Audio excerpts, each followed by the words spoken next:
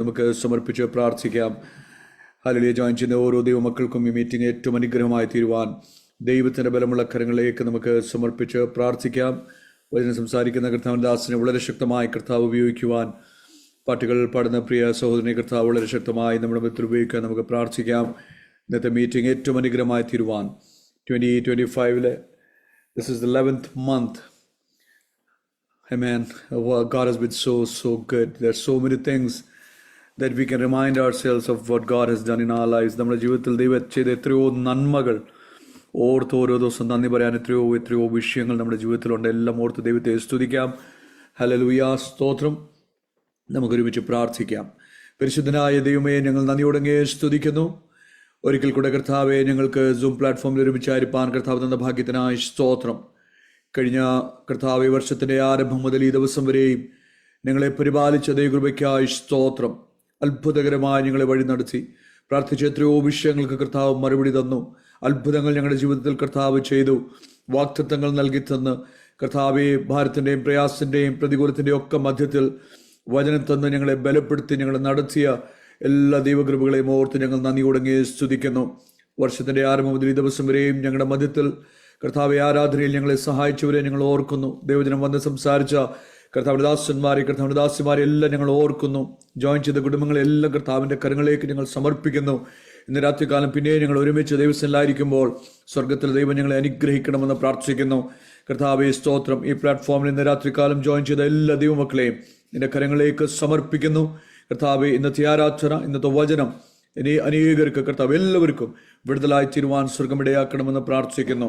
കർത്താവെ, ആരാധന ലീഡിയെന്ന കർത്താവ് ജനുബദനെ കർത്താവിൻ്റെ കരങ്ങളിലേക്ക് ഏൽപ്പിക്കുന്നു. ദാസനെ വളരെ ശക്തമായി ഞങ്ങളുടെ മധ്യത്തിൽ ഉപയോഗിക്കണമേ എന്ന് പ്രാർത്ഥിക്കുന്നു. കർത്താവ് ദാസൻ പാസ്റ്റർ സുരേഷിനായ സ്തോത്രം. ദാസൻ ഞങ്ങളോടൊപ്പമായിരിക്കുന്നു. ഞങ്ങളുടെ ജീവിതത്തിൽ ഏറ്റവും അനുഗ്രഹത്തിന് കാരണമായി തീരുവാൻ സ്വർഗമിടയാക്കണമേ. ഒരുമിച്ച് ഞങ്ങൾ ഇന്ന് രാത്രികാലം അനുഗ്രഹിക്കണം. യേശുവിന്റെ നാമം ഞങ്ങളുടെ മധ്യത്തിൽ ഉയരുവാൻ സ്വർഗമിടയാക്കണം. ഞങ്ങളുടെ ആത്മാക്കൾ കർത്താവെ ആത്മാവ് തൃപ്തരായി ഇന്ന് രാത്രികാലം സമൃദ്ധിയായി കർത്താവെ ദൈവവചനത്തിൽ ഞങ്ങൾ പ്രാപിച്ച് ബലപ്പെടുവാൻ സ്വർഗമിടയാക്കണമേ എന്ന് പ്രാർത്ഥിക്കുവാൻ ഞങ്ങളെ ബലപ്പെടുത്തണം. എല്ലാ വിഷയങ്ങളും കർത്താവിൻ്റെ കരങ്ങളിലേക്ക് ഞങ്ങൾ സമർപ്പിക്കുന്നു. ഒരുമിച്ച് ഞങ്ങളെ അനുഗ്രഹിച്ചാട്ട് പുത്രന്റെ നാമത്തെ ഞങ്ങളിൽ കൂടെ മഹത്വപ്പെടുത്താട്ട് പ്രാർത്ഥനയുടെ നന്ദി യേശുവൻ ധന്യമുള്ള നാമത്തിൽ തന്നെ. ആമേൻ. ആമേൻ. I greet you all in Jesus' name. What a joy it is to be in God's presence. ഒരിക്കൽ കൂടെ എനിക്കും നിങ്ങളോടൊപ്പമായിരിക്കാൻ കർത്താവ് തന്ന കൃപയ്ക്കായി സ്തോത്രം. കർത്താവ് നമ്മെ എല്ലാവരും അനുഗ്രഹിക്കട്ടെ. ഇന്ന് രാത്രികാലം നാം ഒരുമിച്ച് ദൈവസ്ഥലായിരിക്കുമ്പോൾ ഞാൻ ഇന്ന് പകൽക്കാലം മൊത്തം ചിന്തിക്കുമായിരുന്നു. Edison Christian fellowship zoom platform തുടങ്ങിയ സമയം മുതൽ ഇതുവരെയും അത്ഭുതകരമായി കർത്താവ് നടത്തി. പ്രിയ തോമസ് മിത്തായെങ്കിലും Linda aunty takes all the pain to call people and stuff. Bijoy is there behind the scenes to help. Rohan is there behind the scenes to help. എത്ര അത്ഭുതകരമായിട്ട് കർത്താവ് വഴി നടത്തുന്ന എല്ലാം ഓർത്ത് I was thanking the Lord. എത്രയോ പേര് പാട്ടുകൾ പാടി വചനം സംസാരിച്ചൊക്കെ നമ്മളെ സഹായിച്ചു. എല്ലാവരും കർത്താവ് അനുഗ്രഹിക്കട്ടെ. ഇന്ന് രാത്രികാലം നമ്മൾ ഒരുമിച്ച് ദൈവസ്ഥലായിരിക്കുമ്പോൾ കർത്താവ് നമ്മെ അനുഗ്രഹിക്കട്ടെ. Jenu brother is with us. He doesn't need any introduction. He's been with us for so many meetings. ഇന്ന് രാത്രികാലം കർത്താവ് ദാസൻ ആരാധനയിൽ നമ്മെ നയിക്കുമ്പോൾ പ്രാർത്ഥനയോട് നമുക്കായിരിക്കാൻ ദൈവം നമ്മെ അനുഗ്രഹിക്കട്ടെ. Over to you, Jenu. Praise the Lord. Hallelujah. സന്തോഷമുള്ളവരൊക്കെ കരങ്ങളെ ഉയർത്തി കർത്താവിനെ ആയിരിക്കുന്ന ഇടങ്ങളിലൊക്കെ മഹത്വപ്പെടുത്താം. We worship you, Jesus. Hallelujah. കർത്താവിൻ്റെ സന്നിധിയിൽ നമുക്ക് ഒരുമിച്ച് ആയിരിക്കാൻ പിന്നെയും ദൈവം അവിടെ നിലയാക്കി അവൻ്റെ വെൽകൃപകളെ ഓർത്ത് നാം പിന്നെയും ദൈവത്തെ സ്തുതിക്കുന്നു. വിശേഷാൽ പാസ്റ്റർ സ്റ്റീവ് പറഞ്ഞതുപോലെ ഈ എഡിസൺ ക്രിസ്ത്യൻ ഫെലോഷിപ്പിനെ ഇത്രത്തോളം ദൈവം നടത്തി അവൻ്റെ വൻകൃപകളെ ഓർത്ത് നമുക്ക് ആയിരിക്കുന്ന ഇടങ്ങളിൽ കർത്താവിനെ മഹത്വപ്പെടുത്താമല്ലോ. ഹല്ലേലൂയ.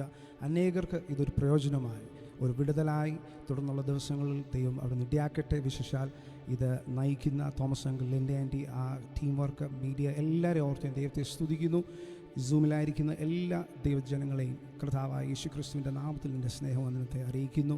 ഇന്ന് വചനം ശുശ്രൂഷിക്കുന്ന നിൻ്റെ കർത്താവിൻ്റെ ദാസനെ ഓർത്ത് സ്തുതിക്കുന്നു. ആദ്യമായി നമുക്ക് നമ്മുടെ കർത്താവിനെ ഒന്ന് മഹത്വപ്പെടുത്താമല്ലോ. ഈ ദിവസങ്ങളിലൊക്കെ നമ്മൾ താങ്ക്സ് ഗിവിംഗ് ആയിട്ട് ഈ ലോകമെമ്പാടും കൂടുമ്പോൾ ദൈവം നമ്മളെ നടത്തിയ അവൻ്റെ വിധങ്ങളൊക്കെ ഓർത്ത് ഹല്ലേലൂയ നമ്മുടെ കുഞ്ഞുങ്ങളുടെ ജീവിതത്തിൽ, നമ്മുടെ കുടുംബജീവിതത്തിൽ, സഭാതലങ്ങളിലൊക്കെ ദൈവം നമ്മളെ വെച്ചിരിക്കുന്ന ആ കൃപകളൊക്കെ ഓർത്ത് നമ്മളായിരിക്കുന്ന ഇടങ്ങളിൽ കർത്താവിനെ ഒന്ന് മഹത്വപ്പെടുത്താം. We worship you Jesus.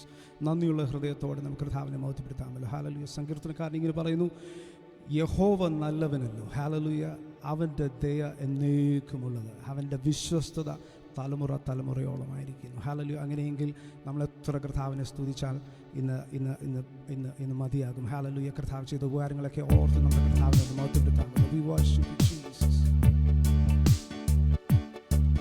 Oh Jesus, we worship you, Lord.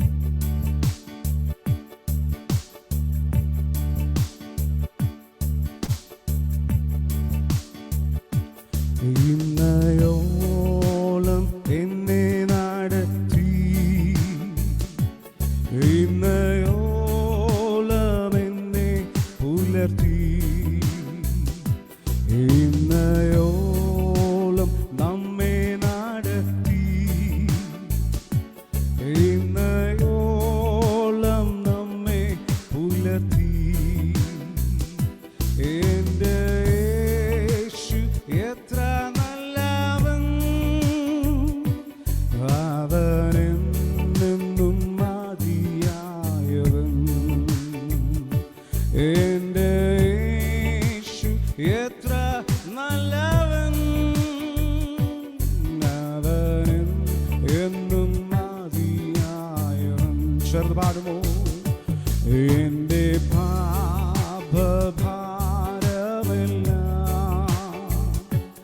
തന്റെ ചുമലിൽ ഏറ്റുകൊണ്ട്, എൻ്റെ പാപഭാരമെല്ലാം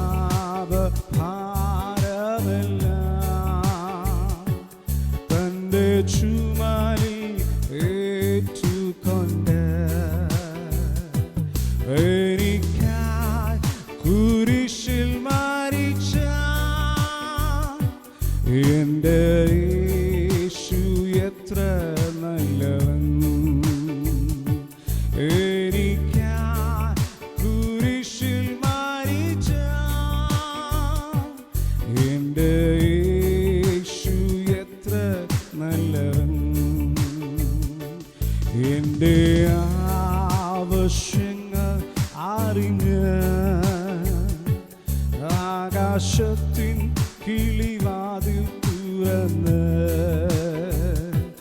എൻ്റെ ആവശ്യങ്ങൾ അറിഞ്ഞ്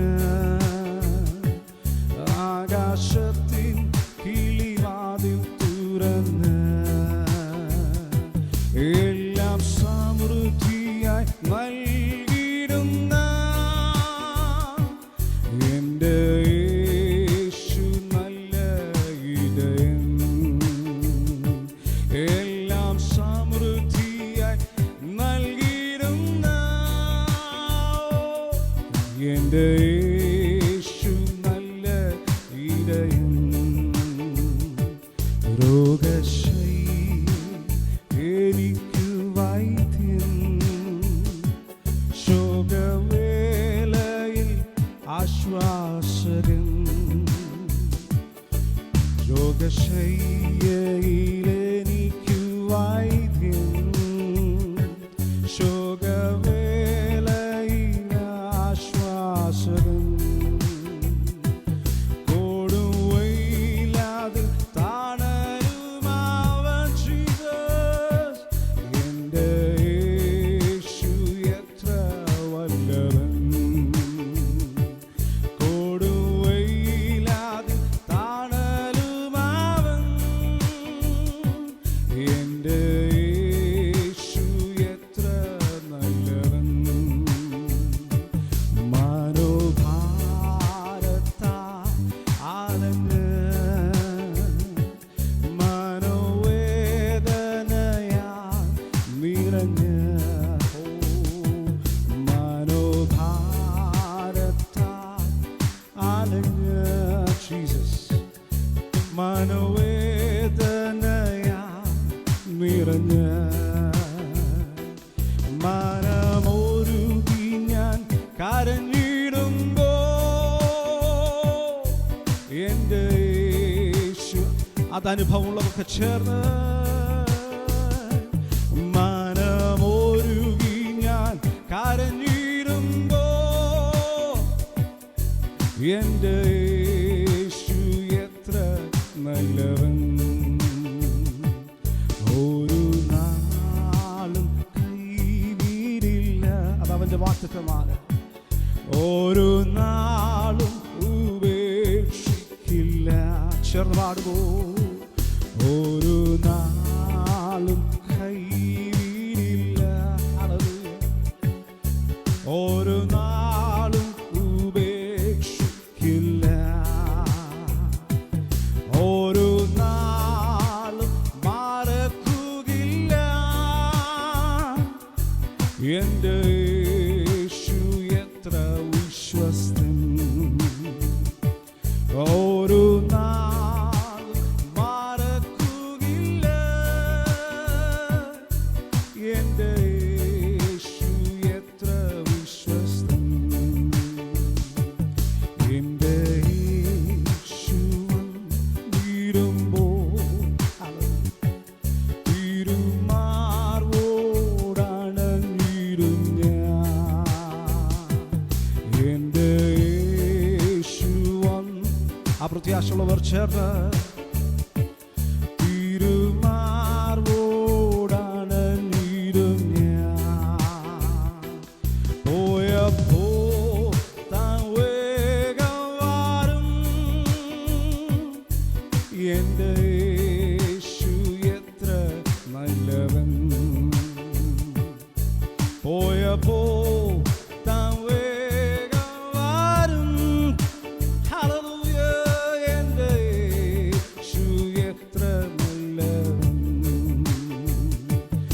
എൻ്റെ യേശു വന്നിടുമ്പോൾ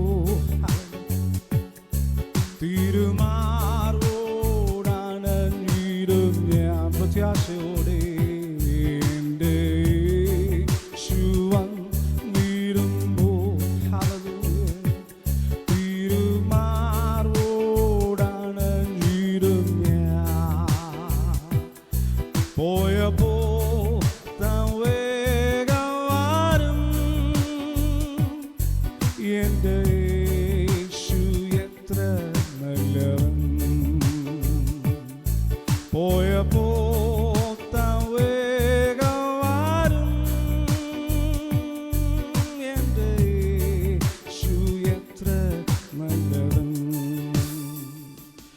അർഹിക്കാത്ത നന്മകളും എനിക്കേകിടും ദയാനിധേ.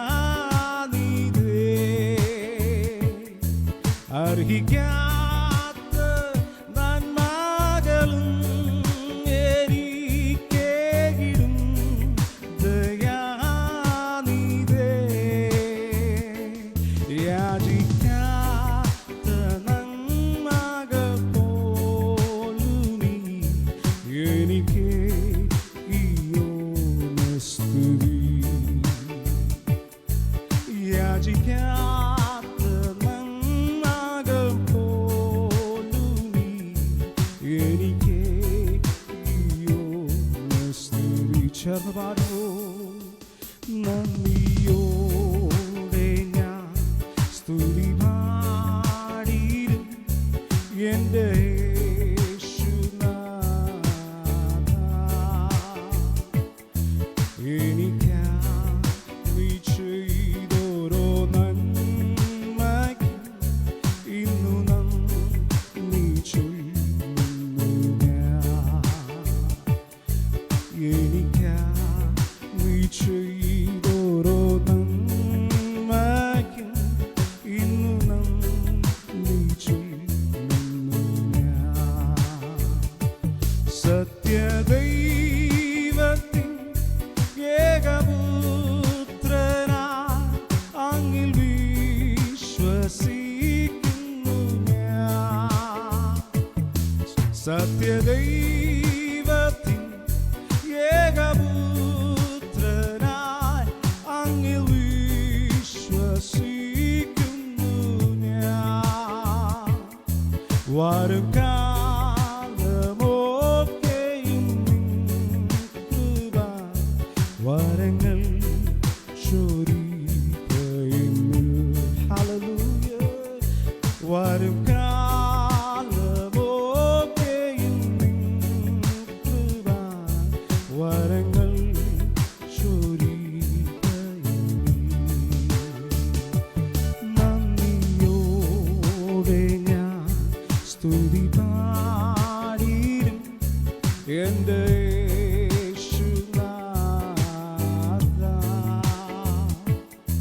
എനിക്കാ നീ ചെയ്തോരോ നന്മയ്ക്കും ഇന്നു നന്ദി ചൊല്ലുന്നു ഞാൻ.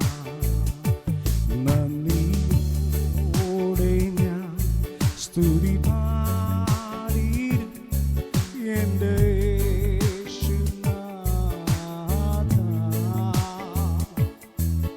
എനിക്കാ നീ ചെയ്തോരോ നന്മയ്ക്കും ഇന്നു നന്ദി ചൊല്ലുന്നു ഞാൻ.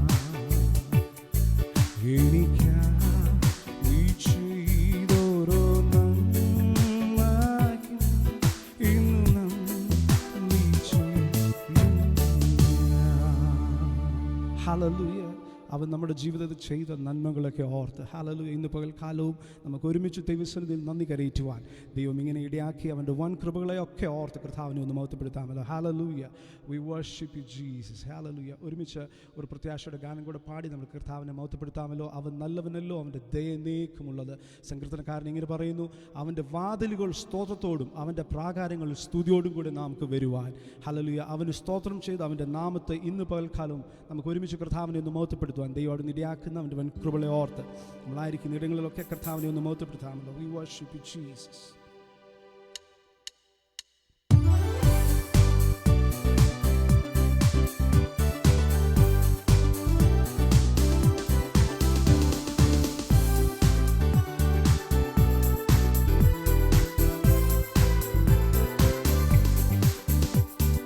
വാഴ്ത്തിയിടുക, സ്തുതിച്ചാർത്തിയിടുക, അവൻ്റെ നാമം ഉയർത്തിയിടുക. ഓ വാഴ്ത്തിയിടുക, സ്തുതിച്ചാർത്തിയിടുക, അവൻ്റെ നാമം ഉയർത്തിയിടുക. പച്ചപ്പുൽമേടുകളിൽ ധീരവും പാലിപ്പതോർത്താലെങ്ങനെ നാം. പച്ചപ്പുൽമേടുകളിൽ ധീരവും പാലിപ്പതോർത്താ. ഓ പാലകനേശുവെ മറന്നിരിക്കും തൻ്റെ ഒന്നായി ഘോഷിച്ചിരാം. പാലകനേശുവെ മറന്നിരിക്കും തൻ്റെ ഒന്നായി ഘോഷിച്ചിരാം. ഓ വാഴ്ത്തിയിടുക, സ്തുതിച്ചാർത്തിയിടുക, അവൻ്റെ നാമം ഉയർത്തിയിടുക. അവൻ വാഴ്ത്തിയിടുക, സ്തുതിച്ചാർത്തിയിടുക, അവൻ്റെ നാമം ഉയർത്തിയിടുക. ഇന്നെന്ന ഭാരത്താൻ ഞെരുങ്ങിയപ്പോ ഒന്നും ഭയപ്പെടേണ്ടെന്നുര ചെയ്തില്ലേ. ഇന്നെന്ന ഭാരത്താൻ ഞെരുങ്ങിയപ്പോ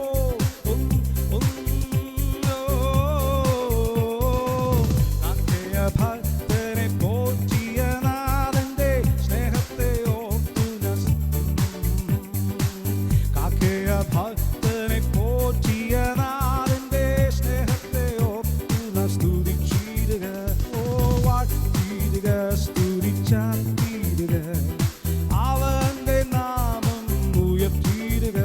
അവൻ വാഴ്ത്തിയിടുക, സ്തുതിച്ചാർത്തിയിടുക, അവൻ്റെ നാമം ഉയർത്തിയിടുക. കഷ്ടത്തിൻ കോട്ടയിലാകപ്പെട്ടപ്പോ അപ്പുറം കടന്നിടാൻ പാഴുമില്ലാതെ. കഷ്ടത്തിൻ കോട്ടയിലാകപ്പെട്ടപ്പോ അപ്പുറം കടന്നിടാൻ പാഴുമില്ലാതെ. അകത്തും പുറത്തുമായി പീഡന വന്നപ്പോ രക്ഷിച്ച നാഥനെ സ്തുതിച്ചിടുക. അകത്തും പുറത്തും പീഡന വന്നപ്പോ രക്ഷിച്ച നാഥനെ സ്തുതിച്ചിടുക. ഓ വാഴ്ത്തിയിടുക, സ്തുതിച്ചാർത്തിയിടുക, അവൻ്റെ നാമം ഉയർത്തിയിടുക. അവൻ വാഴ്ത്തിയിടുക, സ്തുതിച്ചാർത്തിയിടുക, അവൻ്റെ നാമം ഉയർത്തിയിടുക. ഓ വാഴ്ത്തിയിടുക, സ്തുതിച്ചാർത്തിയിടുക, അവൻ്റെ നാമം ഉയർത്തിയിടുക. ഓ വാഴ്ത്തിയിടുക, സ്തുതിച്ചാർത്തിയിടുക, അവൻ്റെ നാമം ഉയർത്തിയിടുക. നന്ദി യേശുവേ, നന്ദി യേശുവേ, നീ ചെയ്ത നന്മകൾ ഒരായിരം നന്ദി. ഓ നന്ദി യേശുവേ, നന്ദി യേശുവേ,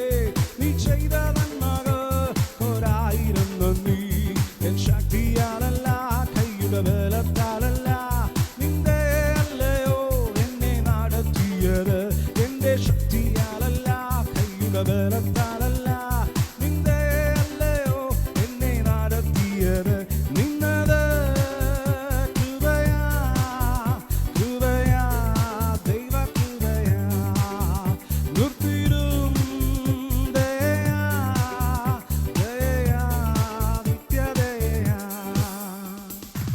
കോടിതൻ കുഞ്ഞിനെ ചിറകാടിയിൽ പാറയ്ക്കുമ്പോഴേ കഴുകന്നൻ കുഞ്ഞിനെ ചിറകിൻ മീതെ വാഹിക്കുമ്പോഴേ കോടിതൻ കുഞ്ഞിനെ ചിറകാടിയിൽ പാറയ്ക്കുമ്പോഴേ കഴുകന്നൻ കുഞ്ഞിനെ ചിറകിൻ മീതെ വാഹിക്കുമ്പോഴേ എണ്ണിയ തീരാത്തതെന്നാണ് ചൊല്ലിയ തീരാത്തവൻ കൃപകൾ എണ്ണിയ തീരാത്തതെന്നാണ് ചൊല്ലിയ തീരാത്തവൻ കൃപകൾ നന്ദി യേശുവേ നീ ചെയ്ത നന്മകൾ ഒരായിരം നന്ദി ഓ നന്ദി യേശുവേ നീ ചെയ്ത നന്മകൾ ഒരായിരം നന്ദി എൻ്റെ ശക്തിയാലല്ല കൈയുടെ ബലത്താലല്ല നിന്റെ അല്ലയോ എന്നെ നടത്തിയത് എൻ്റെ ശക്തിയാലല്ല കൈയുടെ ബലത്താലല്ല നിന്റെ അല്ലയോ എന്നെ നടത്തിയത് കൂരിരുൾ താഴ്വരയിൽ ഭയം കൂടാതെ എന്നെ നടത്തിയതാ വൈഷമ്യമേടുകളിൽ കാലം പിടിച്ച് എന്നെ ഹല്ലേലൂയ കൂരിരുൾ താഴ്വരയിൽ ഭയം കൂടാതെ എന്നെ നടത്തിയതാ വൈഷമ്യമേടുകളിൽ ശബനത്തേർഹതേ ഓ എണ്ണിയ തീരാത്ത നന്മകൾ ചൊല്ലിയ തീരാത്തവൻ കൃപകൾ എണ്ണിയ തീരാത്ത നന്മകൾ ചൊല്ലിയ തീരാത്ത നന്മകൾ ഓ എണ്ണിയ തീരാത്ത നന്മകൾ ചൊല്ലിയ തീരാത്തവൻ കൃപകൾ നന്ദി യേശുവേ നീ ചെയ്ത നന്മകൾ ഒരായിരം നന്ദി ഓ നന്ദി യേശുവേ നീ ചെയ്ത നന്മകൾ ഒരായിരം നന്ദി എൻ്റെ ശക്തിയാലല്ല ഓ നന്ദി യേശുവേ ശബനത്തേർഹതേ ചുടബനബനഹത്താരകത ഓ we worship you Jesus നീ നടത്തിയതല്ലാതെ ഞങ്ങൾക്കൊന്നും പറയുവാനില്ലപ്പാ ഓരവന ശക്തേ ചുടബനബ ശതരബ ഹതുരബ സതരരേ ഓരവന ശക്തരാദ ബൈദാരാന ശക്തേ ചുടബബ ശക്തേ we worship you Lord ഓരപ്പ ശക്തരാദ ബൈദാരാന രേധേ ചുവനത്താരകത ശക്തേ we worship you Jesus ഓ അവൻ ചെയ്ത ഉപകാരങ്ങളെ ഓർത്ത് അല്പസമയം കൂടെ കർത്താവിനെ ആത്മാവിൽ ശബ്ദത്താരകത ചൂടാവാന ശക്തേ ഓരപ്പ ശക്തരാദ പ്രിയനക്ഷേരകതേ ഓ we worship you Jesus hallelujah സ്വർഗ്ഗീയ നല്ല പിതാവേ ഈ നല്ല സമയത്തിനായി ഞങ്ങൾ നിന്നെ വാഴ്ത്തുന്നു കർത്താവേ ഇങ്ങനെ ഒരുമിച്ച് നിന്നെ ആരാധിപ്പാൻ നിന്നെ ഒരുമിച്ച് കർത്താവെ മഹത്വപ്പെടുത്തുവാൻ ഇന്ന് രാത്രികാലം അടിയുടെ ജീവിതത്തിൽ ഇടയാക്കിയ വൻ കൃപകൾക്കായി സ്തോത്രം തുടർന്ന് നടക്കുന്ന വചന ശുശ്രൂഷ അപ്പോൾ അതിൻ്റെ സന്നിധിയിൽ അടിയങ്ങൾ ഏൽപ്പിച്ച് പ്രാർത്ഥിക്കുന്നു അടിയങ്ങളോട് സംസാരിച്ചാട്ട് ജനത്തിന് അതൊരു വിടുതലായി ഭവിക്കുമെന്ന് അടിയങ്ങൾ വിശ്വസിക്കുന്നു പ്രാർത്ഥന കേട്ടിരിക്കാൻ സ്തോത്രം മുഴുവൻ മഹത്വം ഞങ്ങളുടെ കർത്താവ് യേശുവിൻ നാമത്തിൽ തന്നെ Amen. Thank you, Brother Jinu. കർത്താവ് അനുഗ്രഹിക്കട്ടെ. രാത്രികാലം പ്രാർത്ഥിക്കുവാനുള്ള സമയമാണ്. നമുക്ക് പ്രാർത്ഥന വിഷയങ്ങൾ ഏറ്റെടുത്ത് പ്രാർത്ഥിക്കാം. പ്രിയ തോമസ് താങ്കൾ അതിലേക്ക് നമ്മെ ലീഡ് ചെയ്യും. കഴിഞ്ഞ ദിവസങ്ങളൊക്കെ പ്രാർത്ഥിക്കുന്ന വിഷയങ്ങളെല്ലാം പിന്നെയും നമുക്ക് ഓർത്ത് പ്രാർത്ഥിക്കാം. കഴിഞ്ഞ ആഴ്ചകൾ I am sure Thomas uncle had told you ഗ്രേസിന് വേണ്ടി നാം പ്രാർത്ഥിക്കുന്നു. She is in the rehab, recovering well, still in the rehab, but she is recovering very fast. ഗ്രേസിനെ ഓർത്ത് പ്രാർത്ഥിക്കുക. കർത്താവ് ബലപ്പെടുത്തട്ടെ. അടുത്തടുത്ത് 3 ആക്സിഡൻറ്റ്സ് ആണ് ചർച്ചിൽ നടന്നത്. A boy went under the truck, the car totaled, all the airbags flattened.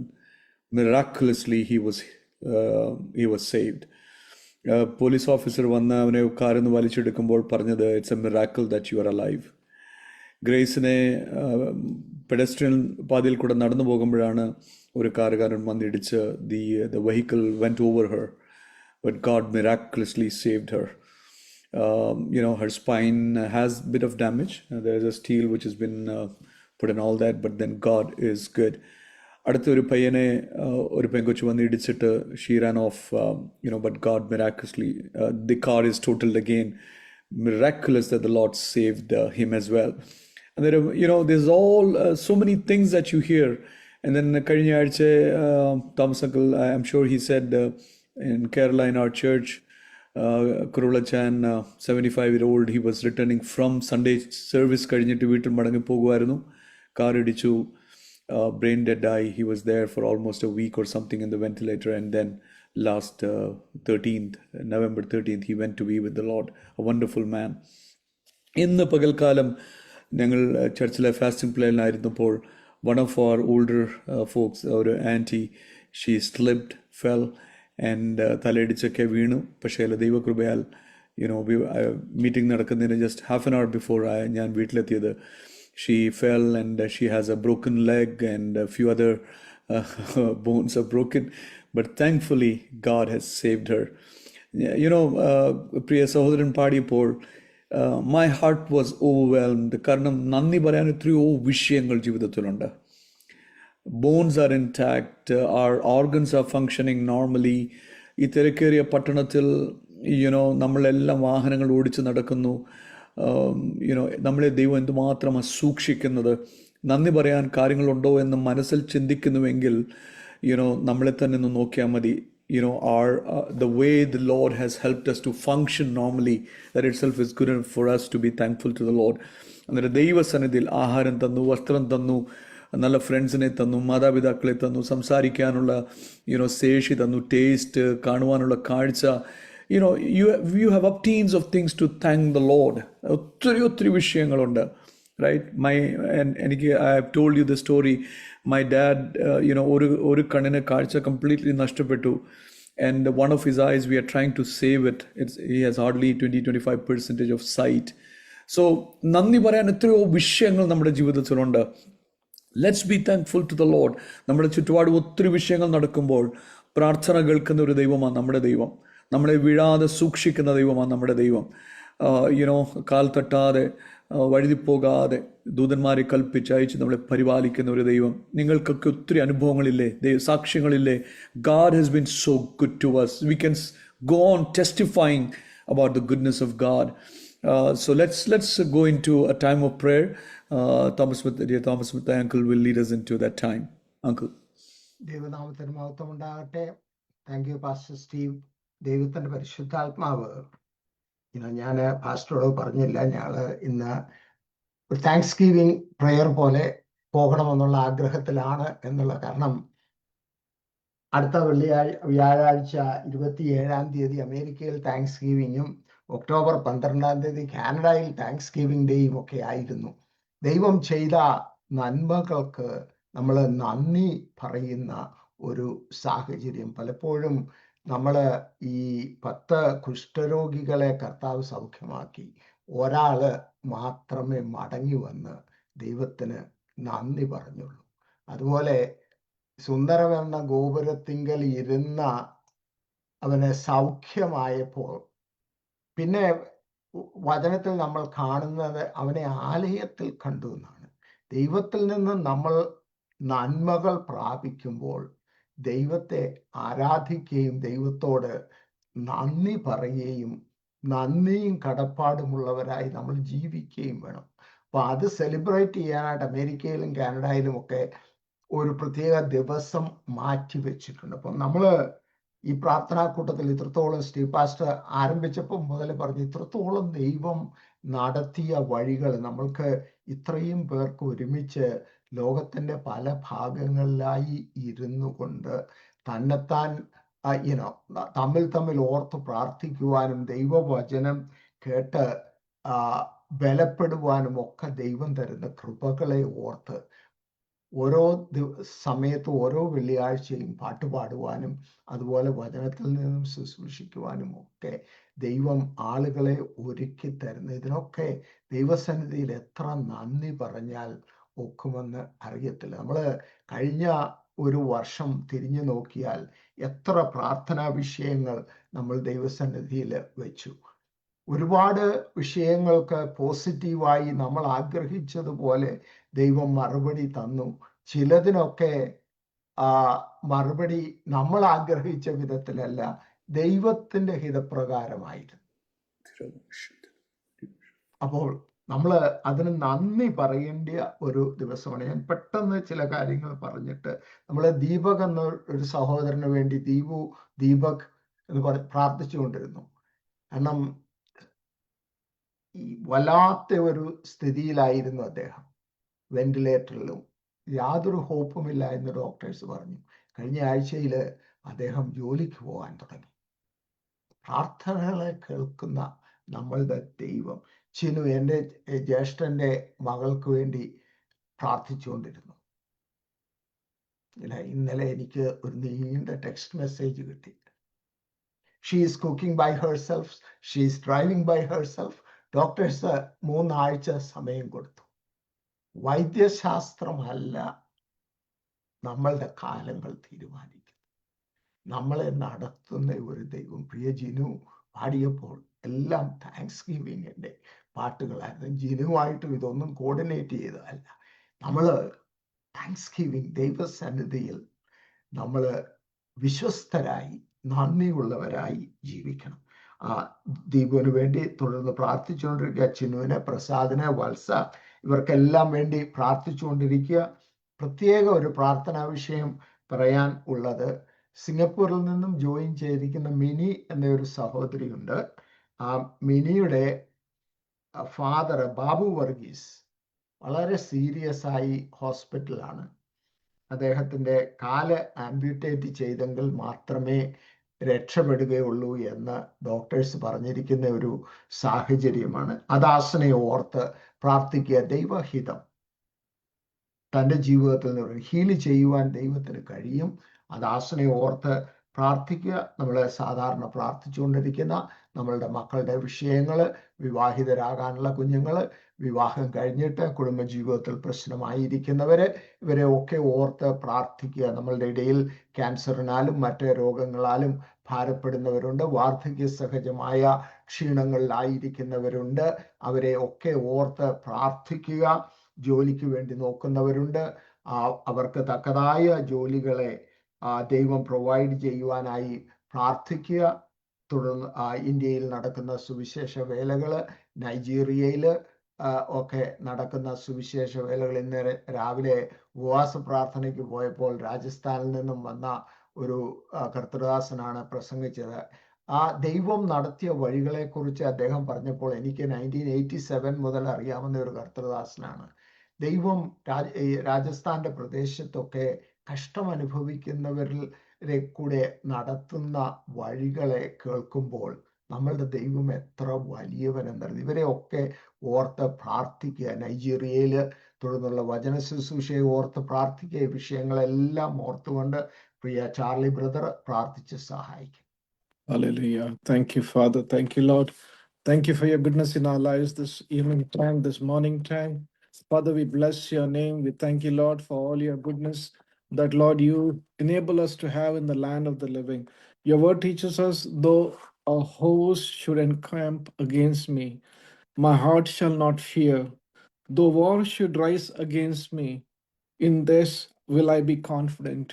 One thing have I desired of the Lord, that will I seek after, that I may dwell in the house of the Lord all the days of my life, to behold the beauty of the Lord and to inquire in his temple. Father, we thank you for your word. Father, we bless your holy name. We thank you, Lord, for the testimonies of the righteous. Thank you, Lord, that you watch over each one of us. We thank you for all the, Lord, testimonies Pastor Steve just shared about the 3 accidents, how you miraculously saved all 3 of them. Thank you, Lord, that you bring us, Lord, into a place where we are only dependent on you.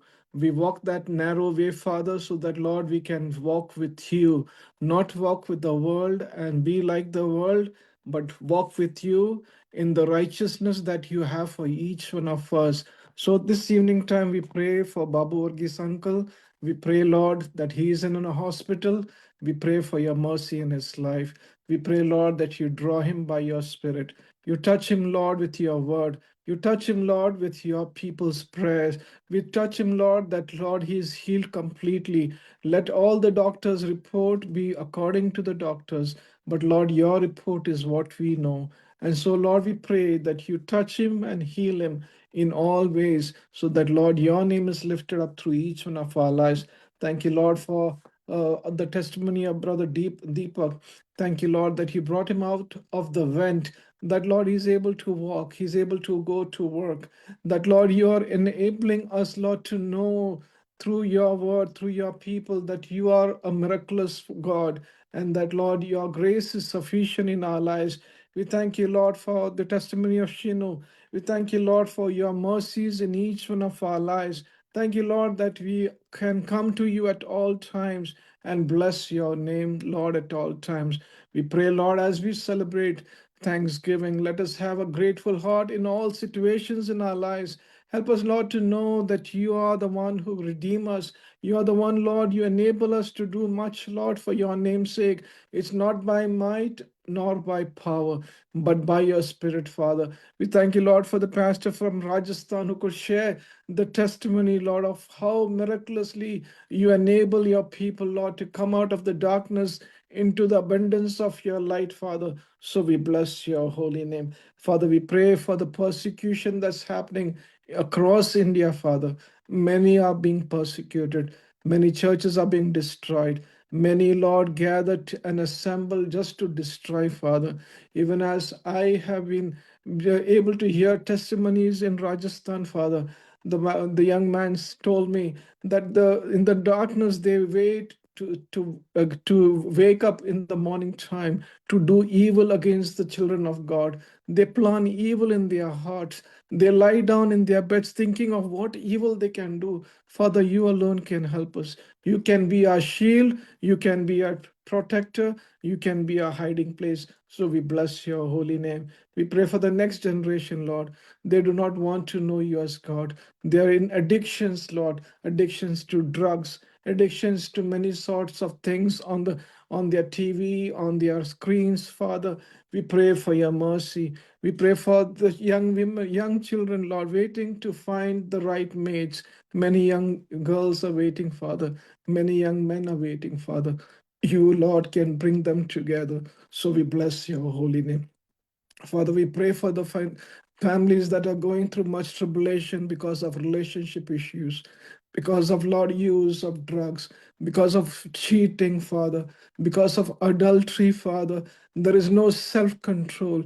Your word teaches us that the fruit of the Spirit is love and joy. And Lord, it ends that it's self-control, Father. We pray for self-control for your young people, Father, that, Lord, they will know you as God. They will dedicate their lives to you. They will have your touch in their lives, so that all goodness, Lord, they will see in the land of the living.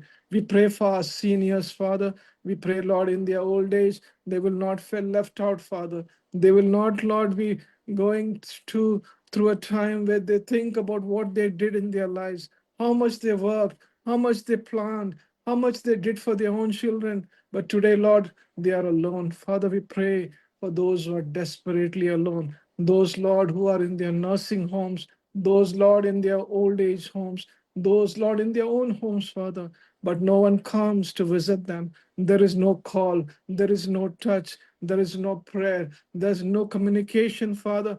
We pray for your mercy, Father. We pray for your mercy, Lord, for the family of Kurvila uncle who passed away, Father, in Kerala. We pray for your mercy, Lord, as they, Lord, are grieving this loss, a genuine man of God, as they think about the memories. Let them hold on to you and come to you, Father, for you are the Alpha and the Omega for all our days. Father, we pray for the auntie who fell and broke her leg. Father, we pray for healing touch. We pray, Lord, for your goodness in the land of the living, Father. We pray for and thank you for many answered prayers as we sit and hear your word tonight. Father, Lord, we pray that your word will heal us, your word will revive us. Your word will enable us to, Lord, come together and rededicate our lives so that, Lord, your work, your will, your word is done through each one of our lives. Father, once again, we cast our cares on you. We pray for your mercies for those who are suffering from cancer, those who are suffering from diabetes, those who are suffering from depression, those who are suffering, Lord, because of high blood pressure, those who are suffering from loneliness, those who are suffering from broken hearts, those who are suffering, Lord, because they are lonely, Father, this morning time, this evening time. We pray for your touch in their lives. So we give you the glory. We thank you, Lord, for all those who are gathered here. We thank you for those who will speak your word over our lives. We pray your word will revive us, Lord, and enable us, Lord, to do much for your name's sake, so that your work, your will, your word is done through each one of our lives. So we give you the glory tonight. We bless your name this morning. We thank you for answered prayers. In the mighty and precious name of Jesus our Lord, we pray. Amen and amen. Amen, amen. Thank you, Charlie brother. It's time to hear from the word of God. കർത്താവിൻ്റെ വചനത്തിൽ നിന്ന് കേൾക്കാനുള്ള സമയമാണല്ലോ. നാം പ്രാർത്ഥിച്ച വിഷയങ്ങളിലെല്ലാം കർത്താവ് മറുപടി തരട്ടെ. നമുക്കൊരുമിച്ച് ദൈവത്തിൻ്റെ വചനം കേൾക്കുമ്പോൾ അത് അനുഗ്രഹമായി തീരുവാൻ, വിടുതലായി തീരുവാൻ ഇന്ന് രാത്രികാലം നമുക്ക് പ്രാർത്ഥനയോടെ ആയിരിക്കാം. പ്രയോജനമുള്ളതൊന്നും മറച്ചു വെക്കാതെ ദൈവം ഇന്ന് രാത്രികാലം നമ്മോട് സംസാരിക്കാം, പ്രാർത്ഥനയോടെ ആയിരിക്കാം. വേദിയിലായിരിക്കുന്ന എല്ലാ കർത്താവിൻ്റെ ദാസന്മാർക്കും എല്ലാവർക്കും ക്രിസ്തുയേശുവിൻ്റെ നാമത്തിൽ സ്നേഹവന്ദനം. ദൈവം നമ്മെ അനുഗ്രഹിക്കട്ടെ. നമുക്ക് വീഡിയോ ഒക്കെ ഞാൻ എപ്പോഴും പറയുന്നതാണ്, വീഡിയോ ഒക്കെ ഓൺ ചെയ്യാൻ സാഹചര്യം നിങ്ങൾക്കുണ്ടെങ്കിൽ പ്ലീസ് നിങ്ങൾ വീഡിയോ ഒക്കെ ഒന്ന് ഓൺ ചെയ്യണം. I can see Reuben is driving but still his camera is on. So I am sure many of you can. So if you would please that'll be a blessing so that വചനം സംസാരിക്കുന്ന കർത്താവദാസൻ നമ്മുടെ മുഖം കണ്ട് സംസാരിക്കുമ്പോൾ there is a difference to that. So please I encourage. ദൈവം നമ്മെ അനുഗ്രഹിക്കട്ടെ. കർത്താവദാസൻ പാസ്റ്റർ സുരേഷ് ആണ് ഇന്ന് രാത്രികാലം നമ്മുടെ ദൈവവചനം സംസാരിക്കുന്നത്. കർത്താവദാസൻ വചന ശുശ്രൂഷയ്ക്കായി ക്ഷണിക്കുന്നു. പ്രാർത്ഥനയോടെ നമുക്കായിരിക്കാം. കർത്താവദാസനെ കർത്താവ് അനുഗ്രഹിക്കട്ടെ. Over to you pastor Suresh.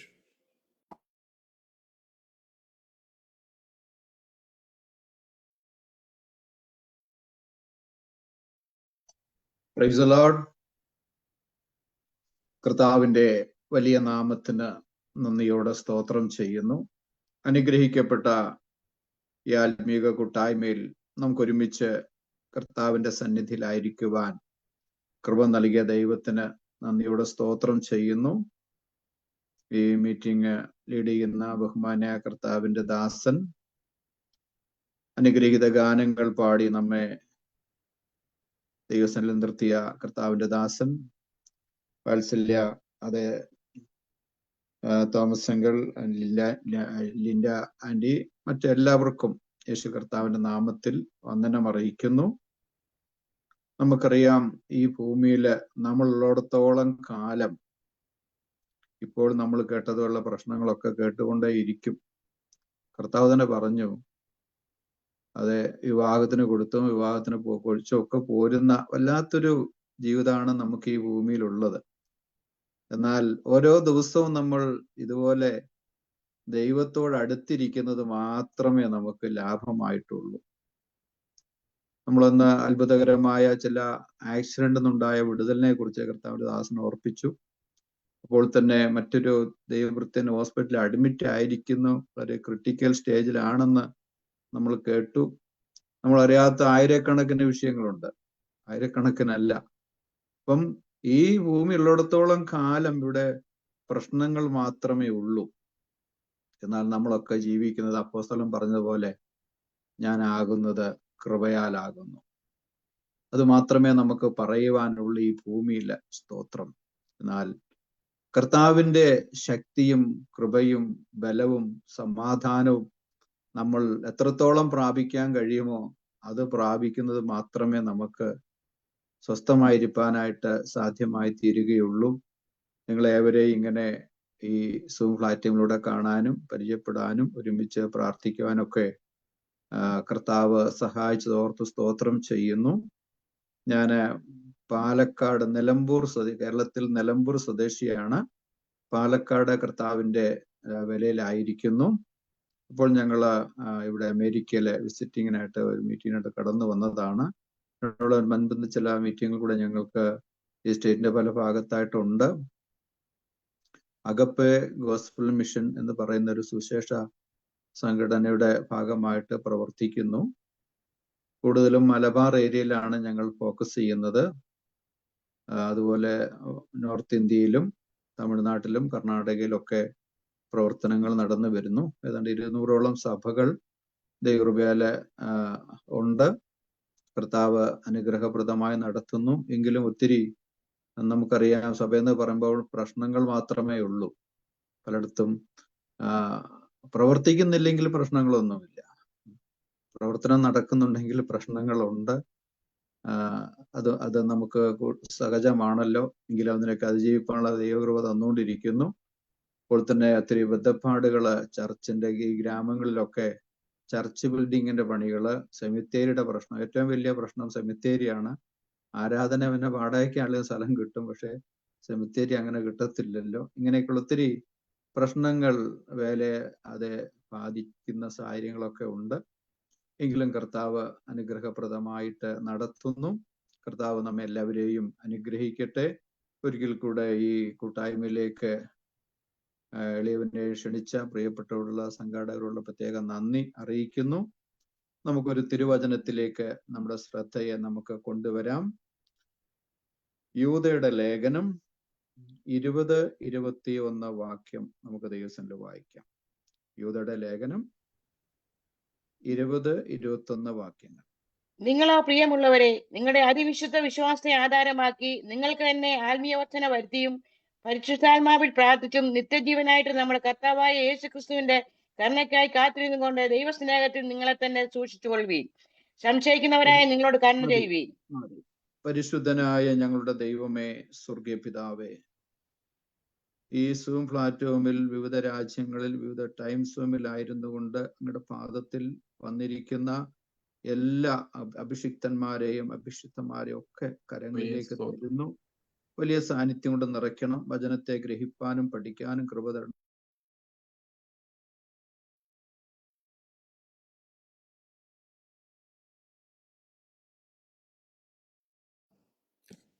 Pastor unmute ചെയ്താട്ടെ.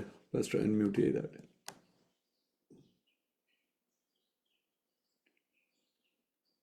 Yeah, good. ഒരിക്കൽ കൂടെ നമുക്ക് ആ വാക്യം ഒന്ന് വായിക്കാൻ, നിങ്ങളെ പുസ്തകത്തിൽ വായിക്കേണ്ട, പുസ്തകം എടുത്തിരിക്കുന്ന എല്ലാവരും ഒന്ന് വായിക്കാൻ ഞാൻ ആഗ്രഹിക്കുകയാണ്. നിങ്ങളോ പ്രിയമുള്ളവരെ, നിങ്ങളുടെ അതിവിശുദ്ധ വിശ്വാസത്തെ ആധാരമാക്കി നിങ്ങൾക്ക് തന്നെ ആത്മീക വർധന വരുത്തിയും പരിശുദ്ധാത്മാവിൽ പ്രാർത്ഥിച്ചും നിത്യജീവനായിട്ട് നമ്മുടെ കർത്താവായ യേശു ക്രിസ്തുവിന്റെ കരുണയ്ക്കായി കാത്തിരുന്നും കൊണ്ട് ദൈവസ്നേഹത്തിൽ നിങ്ങളെ തന്നെ സൂക്ഷിച്ചുകൊള്ളുവിൻ. ദൈവസ്നേഹത്തിൽ നിങ്ങളെ തന്നെ സൂക്ഷിച്ചുകൊള്ളുവിൻ. നമുക്കറിയാം, ഈ യൂദ നമ്മുടെ കർത്താവായ യേശു ക്രിസ്തുവിന്റെ സഹോദരനായ യൂദ ആണെന്ന് നമുക്ക് മനസ്സിലാക്കാൻ കഴിയുന്നു. സ്തോത്രം. അപ്പോൾ തന്നെ അത് നമുക്കറിയാം, വളരെ ഏതാണ്ട് 25 വാക്യങ്ങൾ മാത്രമുള്ള ഈ കൊച്ചു ലേഖനത്തിൽ 1000 കാര്യങ്ങളാണ് യൂദ നമ്മെ പഠിപ്പിക്കുന്നത്. ഇവിടെ നിങ്ങളോ പ്രിയമുള്ളവരെ എന്ന് തുടങ്ങിയിട്ട് പ്രിയമുള്ളവർ ആയിരിക്കേണ്ട 5 കാര്യങ്ങൾ താനും നമ്മെ പഠിപ്പിക്കുന്നുണ്ട്. നമുക്കറിയാം, നമുക്കൊക്കെ ഈ ഭൂമിയില് പ്രിയമുള്ളവരെന്ന് പറയാൻ വളരെ കുറച്ച് പേരേ ഉള്ളൂ. പ്രത്യേകിച്ച് നമുക്ക് പല ബന്ധങ്ങൾ ഉണ്ടാകാം, പല ആളുകളെ നമുക്കറിയാം. എന്നാൽ പ്രിയമുള്ളവരെന്ന് പറയാനായിട്ട് ഒരു ചെറിയ ഗണം മാത്രമേ ഉള്ളൂ. അവരെ കുറിച്ച് നമുക്കറിയാം, നമുക്ക് പ്രിയമുള്ളവരെ കുറിച്ച് നമുക്ക് വലിയ പ്രതീക്ഷയുണ്ട്. ആ പ്രതീക്ഷയ്ക്കൊത്തവണ്ണം നമ്മുടെ പ്രിയമുള്ളവർ വന്നില്ലെങ്കിൽ എന്നും നമുക്കതൊരു തീരാ ദുഃഖം മാത്രമാണ്. എന്നാൽ മനുഷ്യരായ നമ്മൾ പ്രിയരെന്ന് പറയുന്നത് പോലെ അല്ല ഇവിടെ യൂദ പ്രിയരെന്ന് പറയുന്നത്. കാരണം നിങ്ങളോ പ്രിയമുള്ളവരെ. അപ്പം എന്താണ് പ്രിയമുള്ളവരെ കുറിച്ച് ദൈവത്തിനുള്ള പ്രതീക്ഷ? അത് ഏറ്റവും വലുതാണ്. അപ്പോൾ തന്നെ ഒന്നുകൂടെ ആ പദം നമ്മളൊന്ന് പഠിക്കുമ്പോൾ, അതിന്റെ 1-ാം വാക്യം കൂടെ ചേർത്ത് പഠിക്കുമ്പോഴാണ് പ്രിയമുള്ളവർ ആരാണെന്ന് മനസ്സിലാകുന്നത്. നമുക്കറിയാം, പ്രിയമുള്ളവരുടെ ബന്ധം പറയുമ്പോൾ കുറെ കൂടെ നമുക്ക് മനസ്സിലാകും. അങ്ങനെയെങ്കിൽ ആ ബന്ധം, പ്രിയമുള്ളവരെന്ന് പറയുന്ന ബന്ധം എന്താന്ന് ഒന്നാം വാക്യത്തിൽ കൊടുത്തിട്ടുണ്ട്. ഒന്ന്, സ്നേഹിക്കപ്പെട്ട് യേശുക്രിസ്തുവിനാൽ പിതാവായ ദൈവത്തിൽ സ്നേഹിക്കപ്പെട്ടും യേശുക്രിസ്തുവിനായി സൂക്ഷിക്കപ്പെട്ടും ഇരിക്കുന്ന വിളിക്കപ്പെട്ടവർക്ക് എഴുതുന്നത്. ഈ പ്രിയമുള്ളവരെന്ന് പറയുന്നവരുടെ ഒരു പ്രത്യേകത, അവര് പിതാവായ ദൈവത്താൽ സ്നേഹിക്കപ്പെട്ടവരാണ്, യേശുക്രിസ്തുവിനായിട്ട് സൂക്ഷിക്കപ്പെട്ടവരും വിളിക്കപ്പെട്ടവരുമാണ്. അപ്പം നമ്മള് സാധാരണ ഒരു ഭംഗിവാക്ക് പറയുന്ന പോലെ അല്ല ഇവിടെ യൂദ പറയുന്നത്. പ്രിയമുള്ളവരെന്ന് പറയുമ്പോൾ അവരാരാണെന്ന് വ്യക്തമാക്കുന്നു. സ്തോത്രം. ഇന്ന് ദൈവമക്കളെ നമ്മളും ആ വ്യക്തതയിൽ നിലനിൽക്കേണ്ടത് ആവശ്യമാണ്. ഒന്ന്, യേശുക്രിസ്തുവിനാൽ ദൈവത്തിൽ സ്നേഹിക്കപ്പെട്ടു. ദൈവം സ്നേഹിച്ചത് കൊണ്ടാണ് നമ്മൾ ഇവിടെ ഇന്ന് വന്നിരിക്കുന്നത്. സ്തോത്രം. ദൈവസ്നേഹം അനുഭവിച്ചത് കൊണ്ട്, ദൈവസ്നേഹം രുചിച്ചറിഞ്ഞത് കൊണ്ട്, ദൈവം എന്നെ സ്നേഹിക്കും എന്നുള്ളതായ ആ പരമബോധ്യം, അതിന്റെ അടിസ്ഥാനത്തിലാണ് വളരെ ബദ്ധപ്പാടുകളുടെ നടുവിലും ഇങ്ങനെ ഒരു സമയം വിനിയോഗിക്കുവാനായിട്ടുള്ള കാരണം. ദൈവം എന്നെ സ്നേഹിക്കുന്നു എന്നുള്ള ആ ഉത്ബോധ്യം ഉള്ളത് കൊണ്ട്. ഞാൻ ചിലരെ കാണുന്നു ഡ്രൈവ് ചെയ്തുകൊണ്ട് ഇതിനകത്ത് സൂമിൽ പങ്കെടുക്കുന്നവരുണ്ട്. എനിക്ക് അവരുടെ അപേക്ഷയുണ്ട്, ശ്രദ്ധിച്ച് പോകണം എന്നുള്ളതാണ്. സ്തോത്രം. അപ്പോൾ രണ്ടാമത് പറയുന്നു, സൂക്ഷിക്കപ്പെട്ടു. എന്താ സൂക്ഷിക്കപ്പെട്ടത്? പരിശുദ്ധാത്മാവിനാൽ സൂക്ഷിക്കപ്പെട്ടവരാണ് ഞാനും നിങ്ങളും. എന്ന് പറഞ്ഞാൽ പരിശുദ്ധാത്മാവിനാൽ മുദ്രയിടപ്പെട്ടവർ. അപ്പം പരിശുദ്ധാത്മാവിനാലുള്ള മുദ്രയിടപ്പെട്ട ഒരനുഭവം ദൈവം സ്നേഹിക്കുന്നവർക്കുണ്ട്. സ്തോത്രം. അതാ ഏറ്റവും വലിയൊരു ദൈവിക ബന്ധത്തെയാണ് നമുക്ക് തരുന്നത്. മൂന്നാമത് പറയുന്നത് വിളിക്കപ്പെട്ടവർ. അപ്പം നമ്മൾ ദൈവത്താൽ വിളിക്കപ്പെട്ടിരിക്കുന്നു. സ്തോത്രം. നമ്മൾ ഇന്ന് ഈ സൂം പ്ലാറ്റ്ഫോമിനെ കുറിച്ച് നമ്മൾക്ക് ആരോ തന്ന ഒരു അറിവ്, അല്ലെങ്കിൽ അങ്ങനെയാണ് നമ്മൾ വന്നത്. അങ്ങനെയെങ്കിൽ സ്വർഗത്തിലെ ദൈവം നമ്മെ വിളിച്ചിരിക്കുന്നു. അപ്പം ഒരു വലിയ പദ്ധതി നമ്മളെ കുറിച്ച് ദൈവത്തിനുണ്ട്. പ്രിയമുള്ളവരെ, ഞാനിത് പറയുമ്പോൾ ഞാൻ ഈ സുവിശേഷത്തെ കുറിച്ച് ഒരു ബോധ്യമില്ലാത്ത മനുഷ്യനായി ജീവിച്ചൊരു കാലം എൻ്റെ പുറകിലുണ്ട്. നിങ്ങൾക്കൊരു പക്ഷെ എൻ്റെ പേരുകൊണ്ട് അത് അല്പമായിട്ടെങ്കിലുമൊക്കെ മനസ്സിലായി കാണും. സുവിശേഷം എന്താണെന്നോ സുവിശേഷം എന്തിനാണെന്നോ അതിന്റെ ആവശ്യം ഒന്നും അറിയാത്തൊരു കാലം എൻ്റെ ജീവിതത്തിലുണ്ടായിരുന്നു. 1986 എനിക്ക് യേശു കർത്താവിനെ രക്ഷകനായി സ്വീകരിക്കാനുള്ള മഹാഭാഗ്യം ഉണ്ടായത്. അതുവരെ എൻ്റെ കുടുംബം ഒരു ഹൈന്ദവ പശ്ചാത്തലത്തിലാണുള്ളത്. ആ ഒരു നിലവാരത്തിൽ കടന്നു പോകുമ്പോൾ എനിക്ക് എൻ്റെ കുടുംബത്തിന് 3 ഇടങ്ങളിലായിട്ട് കുറച്ച് കൃഷിസ്ഥലങ്ങൾ ഉണ്ടായിരുന്നു. മലപ്പുറം ജില്ലയിലെ പെരിന്തൽമണ്ണയിലും, വയനാട് ഡിസ്ട്രിക്റ്റിലെ മേപ്പാടിക്കടുത്തും, നീലഗിരി ഡിസ്ട്രിക്റ്റിൽ, തമിഴ്നാട്ടിലെ നീലഗിരി ഡിസ്ട്രിക്റ്റിൽ ഗൂഡല്ലൂരിലും. അപ്പം ഇങ്ങനെ ഈ 3 വ്യത്യസ്ത ഇടങ്ങളിൽ അല്പാൽപമായിട്ട് ചില കൃഷിസ്ഥലങ്ങൾ ഞങ്ങൾക്കുണ്ടായിരുന്നു. അപ്പൊ ആദ്യമൊക്കെ എൻ്റെ പിതാവാണ് അത് അന്വേഷിച്ചുകൊണ്ടിരുന്നത്. എന്നാൽ ഞാൻ ആ കാര്യങ്ങൾക്കൊക്കെ പ്രാപ്തനായെന്ന് അദ്ദേഹത്തിന് തോന്നിയപ്പോൾ ആ ദൗത്യം അദ്ദേഹം എന്നെ ഏൽപ്പിച്ചു. അപ്പം ഈ കുറച്ച് നാള് ഞാൻ ഗൂഡല്ലൂരിൽ പോയി അവിടുത്തെ കാര്യങ്ങളൊക്കെ അന്വേഷിക്കും, അവിടെ കുറച്ച് നാൾ താമസിക്കും. അതിനുശേഷം വയനാട് ജില്ലയിലെ മേപ്പാടിക്കടുത്തുള്ള സ്ഥലത്തോട്ട് പോകും, അവിടെ കുറച്ച് നാൾ താമസിക്കും, കാര്യങ്ങളൊക്കെ നോക്കും. അങ്ങനെ അത് കഴിഞ്ഞ് പിന്നെ പെരിന്തൽമണ്ണ വരും. അപ്പോൾ റൊട്ടേഷൻ യാത്രയായിരുന്നു. ആ യാത്രാ മധ്യയില് പല സന്ദർഭങ്ങളിൽ ഇങ്ങനെ സുവിശേഷം പ്രസംഗിക്കുന്ന ആളുകളെ കണ്ടിട്ടുണ്ട്. ഞാനത് ശ്രദ്ധിച്ചിട്ടില്ല, കാരണം അത് എന്താണെന്ന് പോലും പിന്നീടാണ് ഞാനത് സുവിശേഷമാണെന്നൊക്കെ മനസ്സിലാക്കിയത്.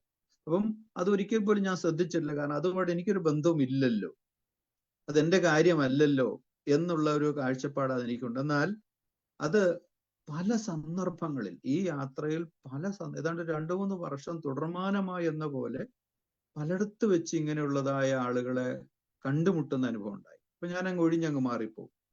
എന്നാൽ ഇത് പല ആവർത്തി വന്നപ്പോൾ ഞാൻ ഒരിക്കൽ എന്നോട് തന്നെ ചോദിച്ചു, എന്താ ഈ മനുഷ്യർ എവിടെ ചെന്നാലും ഇങ്ങനെ ഒരു വല്ലാത്ത പ്രസംഗം കൊണ്ട് നടക്കുന്നത് എന്ന് ഞാൻ എന്നോട് ചോദിച്ചപ്പോൾ അന്ന് എൻ്റെ മനസാക്ഷി എന്നോടെന്ന് പറയുന്നത് ഒന്ന് കേൾക്കാം.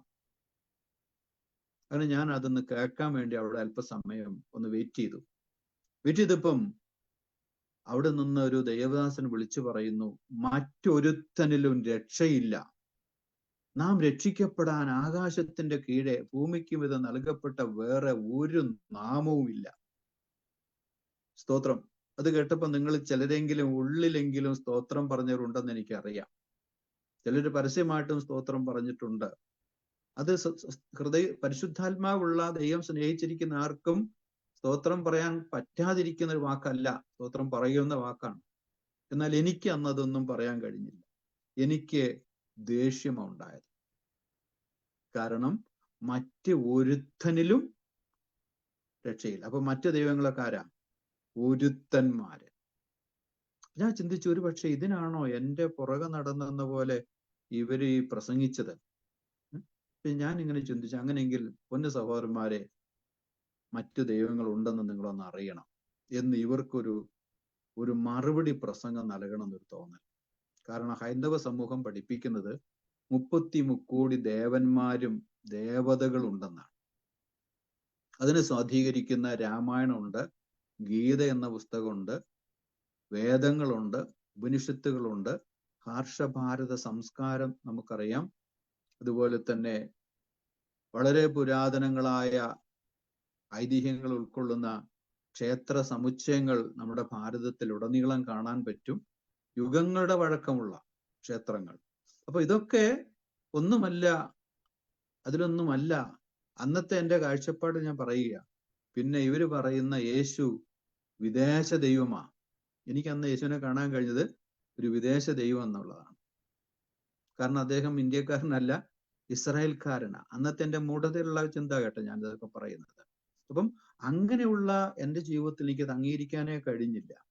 എന്നാൽ അന്ന് ഞാനൊരു RSSന്റെ പ്രവർത്തകനായിരുന്നു. അതുകൊണ്ട് തന്നെ എനിക്ക് ഒരു വർഗീയത വിഷം എൻ്റെ ഉള്ളിൽ കിടപ്പുണ്ട്. ഞാൻ ചിന്തിച്ചു, പക്ഷേ ഇവർക്കൊരു മറുപടി കൊടുത്തേ പറ്റൂ. ഇവർ ഈ കവലകളിലും തെരുവുകളിലും വീടുകളിലും അതേ സ്കൂളിലും കോളേജിലും മനുഷ്യനടുത്തൊക്കെ ഈ സുവിശേഷം കുത്തി നിറയ്ക്കുന്നില്ല. ഇവര് പറയുന്ന മറ്റൊരുത്തലും രക്ഷയില്ല. അങ്ങനെയെങ്കിൽ ഞങ്ങൾ അന്നൊക്കെ സേവിച്ച ദൈവങ്ങളൊന്നും അല്ലേ എന്നൊക്കെ ഒരു വലിയ ആ വർഗീയ വിഷം എന്നിൽ ഉണ്ടായി.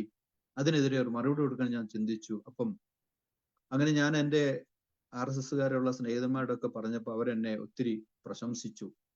നീ അങ്ങനെ ധൈര്യപ്പെടും, നീ ഒരു നാവായിട്ട് നിന്നാ മതി, ഞങ്ങൾ നിന്നോട് കൂടെ ഉണ്ടെന്ന് എന്നെ വളരെയധികം പ്രോത്സാഹിപ്പിക്കാനിടയായി. അപ്പം ഞാൻ അങ്ങനെ ഒരു ആവേശം കൊണ്ട് നടക്കുന്ന കാലത്തും എനിക്ക് തോന്നി, ഈ ബൈബിളിനെ കണ്ടിട്ടില്ലാത്ത ഞാന്, ബൈബിളിനെ കുറിച്ച് കേട്ടിട്ടില്ലാത്ത ഞാന് എങ്ങനെ അതിനെതിരെ, ആ വാക്യത്തിനെതിരെ അല്ലെങ്കിൽ ആ ഒരു വചനത്തിനെതിരെ പറയുന്നത് എങ്ങനെയാ? അപ്പം ഒരു ബൈബിൾ ഞാൻ അന്വേഷിച്ചു. അപ്പൊ നമ്മളൊക്കെ പുസ്തകം വായിക്കുന്നത് ബുക്ക് സ്റ്റോളുകളിലാണല്ലോ. അപ്പം പല ബുക്ക് സ്റ്റോളുകൾ ഞാൻ അന്വേഷിച്ചപ്പോൾ ഇവിടെ ഒന്നും എനിക്ക് ബൈബിൾ കിട്ടിയില്ല. അപ്പൊ ഞാൻ ഒരിക്കൽ ചോദിച്ചു, എവിടെ കിട്ടും ഈ ബൈബിള്? അപ്പൊ അവർ പറഞ്ഞു, നിങ്ങൾ തെക്കൻ ജില്ലകളിലേക്കൊക്കെ യാത്ര ചെയ്യുകയാണെങ്കിൽ ഒരുപക്ഷെ നിങ്ങൾക്ക് ബൈബിള് കിട്ടാൻ സാധ്യതയുണ്ട്. ഇവിടെ വടക്കൻ ജില്ലകളൊന്നും ബൈബിള് കിട്ടാൻ സാധ്യത വളരെ കുറവാണ്. ഇപ്പൊ കോഴിക്കോട് കിട്ടിയില്ല, പെരിന്തൽമണ്ണ കിട്ടിയില്ല, മഞ്ചേരി കിട്ടിയില്ല, നിലമ്പൂർ കിട്ടിയില്ല, ബത്തേരി കിട്ടിയില്ല, ഗൂഡല്ലൂർ കിട്ടിയില്ല. അപ്പം അങ്ങനെ വന്നപ്പോഴാണ് അങ്ങനെ ചോദിച്ചത്. എന്നാൽ അതൊക്കെ ഉള്ളിലിരിക്കെ ഒരു ദിവസം ഞാൻ പിന്നെ യാത്ര ചെയ്യുമ്പോൾ ഒരു കൂട്ടം സുവിശേഷകന്മാര് ഒരു കോണിൽ നിന്നുകൊണ്ട് ഇങ്ങനെ പിന്നെയും യേശുവിനെ പ്രസംഗിക്കുന്നത്. അപ്പൊ അന്ന് ഞാൻ യാത്ര ചെയ്യുന്ന ബസ് അവിടെ ഒരു അല്പസമയം കാപ്പി കുടിക്കാൻ വേണ്ടി നിർത്തും. അപ്പൊ എല്ലാവരും പോയിരിക്കുകയാണ്. ഞാൻ ആ ബസ്സിൽ തന്നെ ഇരിക്കുമ്പം ഇങ്ങനെ ഒരു പാട്ട് കേൾക്കുന്നു. അപ്പൊ അവരെ ശ്രദ്ധിച്ചു നോക്കി. അപ്പം എൻ്റെ മനസ്സിലുള്ള ആളുകളാണ്. അപ്പൊ അവര് പാട്ടൊക്കെ തുടങ്ങി. 1-2 പേര് 2-3 ടേബിളൊക്കെ അവിടെ ഇട്ട് കുറച്ച് പുസ്തകങ്ങളൊക്കെ അവിടെ ഇറക്കി വെക്കുന്നത് കണ്ടു. അപ്പൊ ഞാൻ ഈ ബസ്സിൽ നിന്ന് ചിന്തിച്ചു, ഒരു പക്ഷേ ആ പുസ്തകങ്ങളിൽ ഒന്ന് ബൈബിൾ ആയിരിക്കുമോ? ബൈബിൾ ആണെങ്കിൽ വാങ്ങാമെന്നുള്ളൊരു പ്രതീക്ഷയോടെയാണ് ഞാൻ അവിടെ അല്പസമയം, കാരണം കോട്ടയം വരെ പോകേണ്ട അല്ലെങ്കിൽ തെക്കോട്ട് പോകുന്ന സമയം കൂടെ എൻ്റെ കാഴ്ചവട്ടിൽ വന്നപ്പം അത് ബൈബിളാണെങ്കിൽ വാങ്ങിക്കാലെന്നുള്ളൊരു ആവേശത്തിൽ ഞാൻ അവിടെ ഇറങ്ങി നിന്നു. ആ ബസ് പോയാൽ പൊക്കോട്ടെ എന്ന് ഓർത്ത്. അങ്ങനെ അപ്പം ഇടയ്ക്ക് ചോദിക്കാൻ പറ്റത്തില്ലല്ലോ. അവിടെ ആ പ്രോഗ്രാംസ് കഴിയുന്നവരെ ഞാൻ അവിടെ വെയിറ്റ് ചെയ്ത് നിന്നപ്പോൾ അവര് ഇങ്ങനെ അനൗൺസ് ചെയ്യുന്നു, ഞങ്ങളെ ശ്രദ്ധിക്കുന്ന ശ്രോതാക്കളോടൊന്ന് പറഞ്ഞ് ട്രാക്റ്റുകളുണ്ട്, പുസ്തകങ്ങളുണ്ട്, ദയവായിട്ട് വാങ്ങിക്കണമെന്നൊക്കെ പറഞ്ഞ് അനൗൺസ് ചെയ്യുന്നു. ഇപ്പോൾ തന്നെ പറയുന്നു, ആർക്കെങ്കിലും ബൈബിൾ വേണമെന്നുണ്ടെങ്കിൽ ഞങ്ങളുടെ കൈവശമുണ്ട്. അത് കേട്ടപ്പോൾ തന്നെ ഞാൻ പെട്ടെന്ന് എനിക്ക് പോകാനുള്ള 2 ബസ് അപ്പത്തിനും പോയി കഴിഞ്ഞിരുന്നു. അപ്പം അടുത്ത ബസ്സിന് ഓടി കയറണം എന്നുള്ള മനോഭാവത്തിൽ പെട്ടെന്ന് ആ ബൈബിൾ വാങ്ങിക്കാൻ വേണ്ടി അവരുടെ അടുക്കലേക്ക് ചെന്നപ്പോൾ അവർ എന്നോട് കൈക്ക് പിടിച്ചു, സ്തോത്രമൊക്കെ പറഞ്ഞ് വളരെ കാര്യമായിട്ട് തന്നെ എനിക്ക് ബൈബിളാണ് വേണ്ടതെങ്കിൽ അവർക്ക് വേണ്ടത് എന്നെയാണ്. ആ ഒരു വല്ലാത്ത സ്നേഹവും ഇടപെടലും. ഒരാൾ പറഞ്ഞു നമുക്ക് ഈ സഹോദരന് വേണ്ടി പ്രാർത്ഥിക്കാം. പ്രാർത്ഥിക്കാന്ന് പറഞ്ഞപ്പോഴത്തെ ഒരു 3-4 പേര് കൈ ഇങ്ങനെ ഉയർത്തി എന്നെ ഒരു കൂട്ടിനകത്താക്കിയതുപോലെ ഒരാൾ എൻ്റെ തലയ്ക്കും പിടിച്ചുകൊണ്ട് ഒരു പ്രാർത്ഥന. സത്യം എനിക്ക് വളരെ ദേഷ്യം വന്നു. ഒരു ബൈബിൾ വാങ്ങിക്കാൻ പോയിട്ട് തലയെ കൈവച്ച് പരസ്യമായിട്ട് പ്രാർത്ഥിക്കുന്ന എന്തൊരു മനുഷ്യരാണെന്ന് തോന്നിപ്പോയി. പക്ഷെ എനിക്ക് ആ പ്രാർത്ഥന അന്ന് വളരെ അരോചകത്വമായി തോന്നിയെങ്കിലും എൻ്റെ സ്വർഗം ആ പ്രാർത്ഥന കേട്ടു. കാരണം ഒരു കൂട്ടം നിഷ്കളങ്കരായ ദൈവഭക്തന്മാർ അവരുടെ നിഷ്കളങ്ക മനസാക്ഷിയിൽ എൻ്റെ ആത്മരക്ഷയ്ക്ക് വേണ്ടി പ്രാർത്ഥിച്ചു. സുവിശേഷ വചനം എൻ്റെ കയ്യിൽ തന്നു. അവര് പോയി. അവരോട് ആ ഒരു പ്രകടനം കാരണം എനിക്ക് 2 ദിവസം ഇത് വായിക്കാൻ പോലും ഇഷ്ടം തോന്നിയില്ല. കാരണം ഇതെന്തൊരു മനുഷ്യരാന്ന് ഓർത്ത്. എങ്കിലും ഈ ആവേശം ഉള്ളിലുള്ളത് കൊണ്ട് ഞാൻ ബൈബിൾ വായിക്കാൻ തുടങ്ങി. അപ്പൊ എൻ്റെ ലക്ഷ്യം ഈ എവിടാ ഇത് പറഞ്ഞിരിക്കുന്നത് എന്നുള്ള അന്വേഷണമാണ്. പക്ഷേ അതൊന്നും എനിക്ക് ആ കാലഘട്ടങ്ങളിൽ കണ്ടെത്താൻ കഴിഞ്ഞില്ല. മറിച്ച് എന്നെ കണ്ടെത്താൻ കഴിഞ്ഞു. ഞാനൊരു പാപിയാണെന്നും എൻ്റെ ജീവിതത്തിൽ ഒരുപാട് പാപ സ്വഭാവങ്ങൾ ഉണ്ടെന്നും എൻ്റെ പാപം എന്താണെന്നും ബൈബിളിലൂടെ കണ്ടെത്താനായിട്ട് എനിക്ക് കഴിഞ്ഞു. അങ്ങനെ ഞാൻ കൂടെ വായിക്കാനും തുടങ്ങി. എന്നെ തന്നെ ഞാൻ തിരുത്താനായിട്ട് ആരംഭിച്ചു. അങ്ങനെ എനിക്ക് അറിഞ്ഞുകൂടാ, ഞാൻ അറിയാതെ തന്നെ എന്നിലുള്ള പാപപ്രവർത്തികളും പാപ സ്വഭാവങ്ങളും, കാരണം ഈ തനിച്ചുള്ള യാത്രയും അപ്പനും അമ്മയും ആരും കൂട്ടിനില്ലാതുള്ള ഈ പണിക്കാരും തോട്ടവും കാര്യങ്ങളൊക്കെ വരുമ്പോൾ ധാരാളം പൈസയും ബന്ധങ്ങളൊക്കെ ഉള്ളത് കൊണ്ട് ഒരുപാട് അവിഹിതമായ അനുഭവത്തിലൊക്കെ അകപ്പെട്ടു പോയ എൻ്റെ ജീവിതത്തിൽ എൻ്റെ കർത്താവിൻ്റെ സ്നേഹം എനിക്ക് തിരിച്ചറിയാനിടയായി തീർന്നു. പ്രിയമുള്ളവരെ, അങ്ങനെ ഞാൻ സത്യത്തെക്കുറിച്ച് മനസ്സിലാക്കി. അപ്പം ഞാൻ ചിന്തിച്ചു, അങ്ങനെയെങ്കിൽ ഈ ബൈബിളിന്റെ അവകാശികൾ ക്രിസ്ത്യാനികളാണല്ലോ. അപ്പം ക്രിസ്ത്യാനികളിൽ കൂടെ അതിന്റെ സത്യം കുറെ കൂടെ ആഴമായിട്ട് മനസ്സിലാക്കാമെന്ന് ഞാനിങ്ങനെ ചിന്തിച്ചു. അപ്പം എൻ്റെ ചില സ്നേഹിതന്മാരുമായിട്ടത് പങ്കുവെച്ചു. അവർ പറഞ്ഞു, നിങ്ങളുടെ ക്വസ്റ്റ്യൻ ആൻസർ പറയാൻ ഞങ്ങൾക്ക് പറ്റത്തില്ല, പിന്നെ ഞങ്ങളുടെ പള്ളിയിലൊക്കെ വരാൻ പറ്റുന്നെങ്കിൽ നിങ്ങൾക്ക് എന്തെങ്കിലും മനസ്സിലാക്കാൻ പറ്റും. അങ്ങനെ അപ്പൊ ഞാൻ അവരോട് പള്ളിയിൽ പോകാൻ തീരുമാനിച്ചു. 2-3 ആഴ്ച അവരുടെ കൂടെ പള്ളിയിൽ പോയി. പക്ഷെ അവിടെ ചെന്നപ്പം എനിക്ക് വേദപുസ്തകത്തിന് വ്യത്യസ്തമായിട്ടുള്ള സംഭവങ്ങളാണ് കാണാൻ കഴിഞ്ഞത്. അവിടെ ദൈവത്തെ വിളിക്കുന്നത് പുണ്യവാളനും പുണ്യവതിയുമാണ്. അപ്പം ഇതെനിക്ക് ഒരു ഹൈന്ദവ സമുദായത്തോട് ചേർന്ന് നിൽക്കുന്ന തോന്നി. കാരണം ഹൈന്ദവര് വിളിക്കുന്നത് ദേവനും ദേവിയും എന്നാണ്. എന്നാൽ ഇവിടെ പുണ്യവാളനും പുണ്യവതിയും. വർഷത്തിലൊരിക്കൽ ഹൈന്ദവ ദേവന്മാർക്ക് ഉത്സവം നടത്താറുണ്ട്. ഇവിടെ പള്ളിയില് പുണ്യവാളന്റെ പേരിലും പുണ്യവരുടെ പേരിലും പെരുന്നാളുകൾ നടക്കുന്നു. അപ്പൊ ഇതൊരു വിരോധാഭാസമായിട്ട് തോന്നി. അപ്പൊ ഞാൻ ചോദിച്ചത്, എന്താ ഇതെങ്ങനെ, ഏത് ചർച്ച, ഏത് കൂട്ടായ്മയാണ്? അപ്പം പറഞ്ഞു, ഇത് കത്തോലിക്ക, അങ്ങനെ ആരെങ്കിലും ഉണ്ടെങ്കിൽ എന്നോട് ക്ഷമിക്കണമേ. അപ്പം ഇത് കത്തോലിക്ക എന്നുള്ള ഒരു ഗ്രൂപ്പ് ആളുകളാണ്. അപ്പം ഞാൻ വെച്ചപ്പം എന്താ ഇങ്ങനെ ഒരു ക്രിസ്തു അല്ലേ ഉള്ളൂ, പിന്നെ നിങ്ങൾ ഇങ്ങനെ വേറെ ഏതാ കൂട്ടായ്മ ആളുകളുള്ളത്? അപ്പം പറഞ്ഞു, അദ്ദേഹം ഒരു ലിസ്റ്റ് എനിക്ക് പറഞ്ഞു കേൾപ്പി. അതൊന്നും എനിക്ക് ഇവിടെ കിട്ടിയില്ല. അപ്പൊ രണ്ടാമത്തത് യാക്കോബ എന്നുള്ളത് കേട്ടു. അപ്പൊ ഞാൻ അവിടെ പോകുന്ന എൻ്റെ ആരെങ്കിലും ഒക്കെ ഉണ്ടോന്ന് ഞാനങ്ങ് തരും. കാരണം തന്നെ ഓടിപ്പോകാൻ പറ്റുന്നില്ലല്ലോ. അപ്പം ആ പള്ളിയിൽ പോകുന്ന ആരെങ്കിലും എന്നെ ബന്ധപ്പെട്ട് എനിക്ക് സ്നേഹിതന്മാരുണ്ടെന്ന് അന്വേഷിച്ചപ്പോൾ അങ്ങനെ പിടിയിട്ട് അങ്ങനെ അവരോടുകൂടെ അടുത്ത വേറൊരു പള്ളിയിൽ പോയി. അത് യാക്കോബക്കാരുടെ പള്ളിയായിരുന്നു. അവിടെ ചെന്നപ്പോൾ അതും കുറച്ച് 2-3-4 ആഴ്ചയൊക്കെ ചെന്നപ്പോൾ എനിക്ക് തോന്നി അതും ഹൈന്ദവ ആരാധനയോട് താതാത്മ്യം വഹിക്കുന്ന ഒരു പ്രവണതയായിട്ടാണ് എനിക്ക് മനസ്സിലാക്കാൻ കഴിഞ്ഞത്. അവിടെയും ഞാൻ ബൈബിളിലൂടെ കണ്ട സത്യത്തെയോ സത്യ ആരാധനയെയോ കൂട്ടായ്മയുടെ വിശുദ്ധിയോ എനിക്ക് കണ്ടെത്താനായിട്ട് കഴിഞ്ഞില്ല.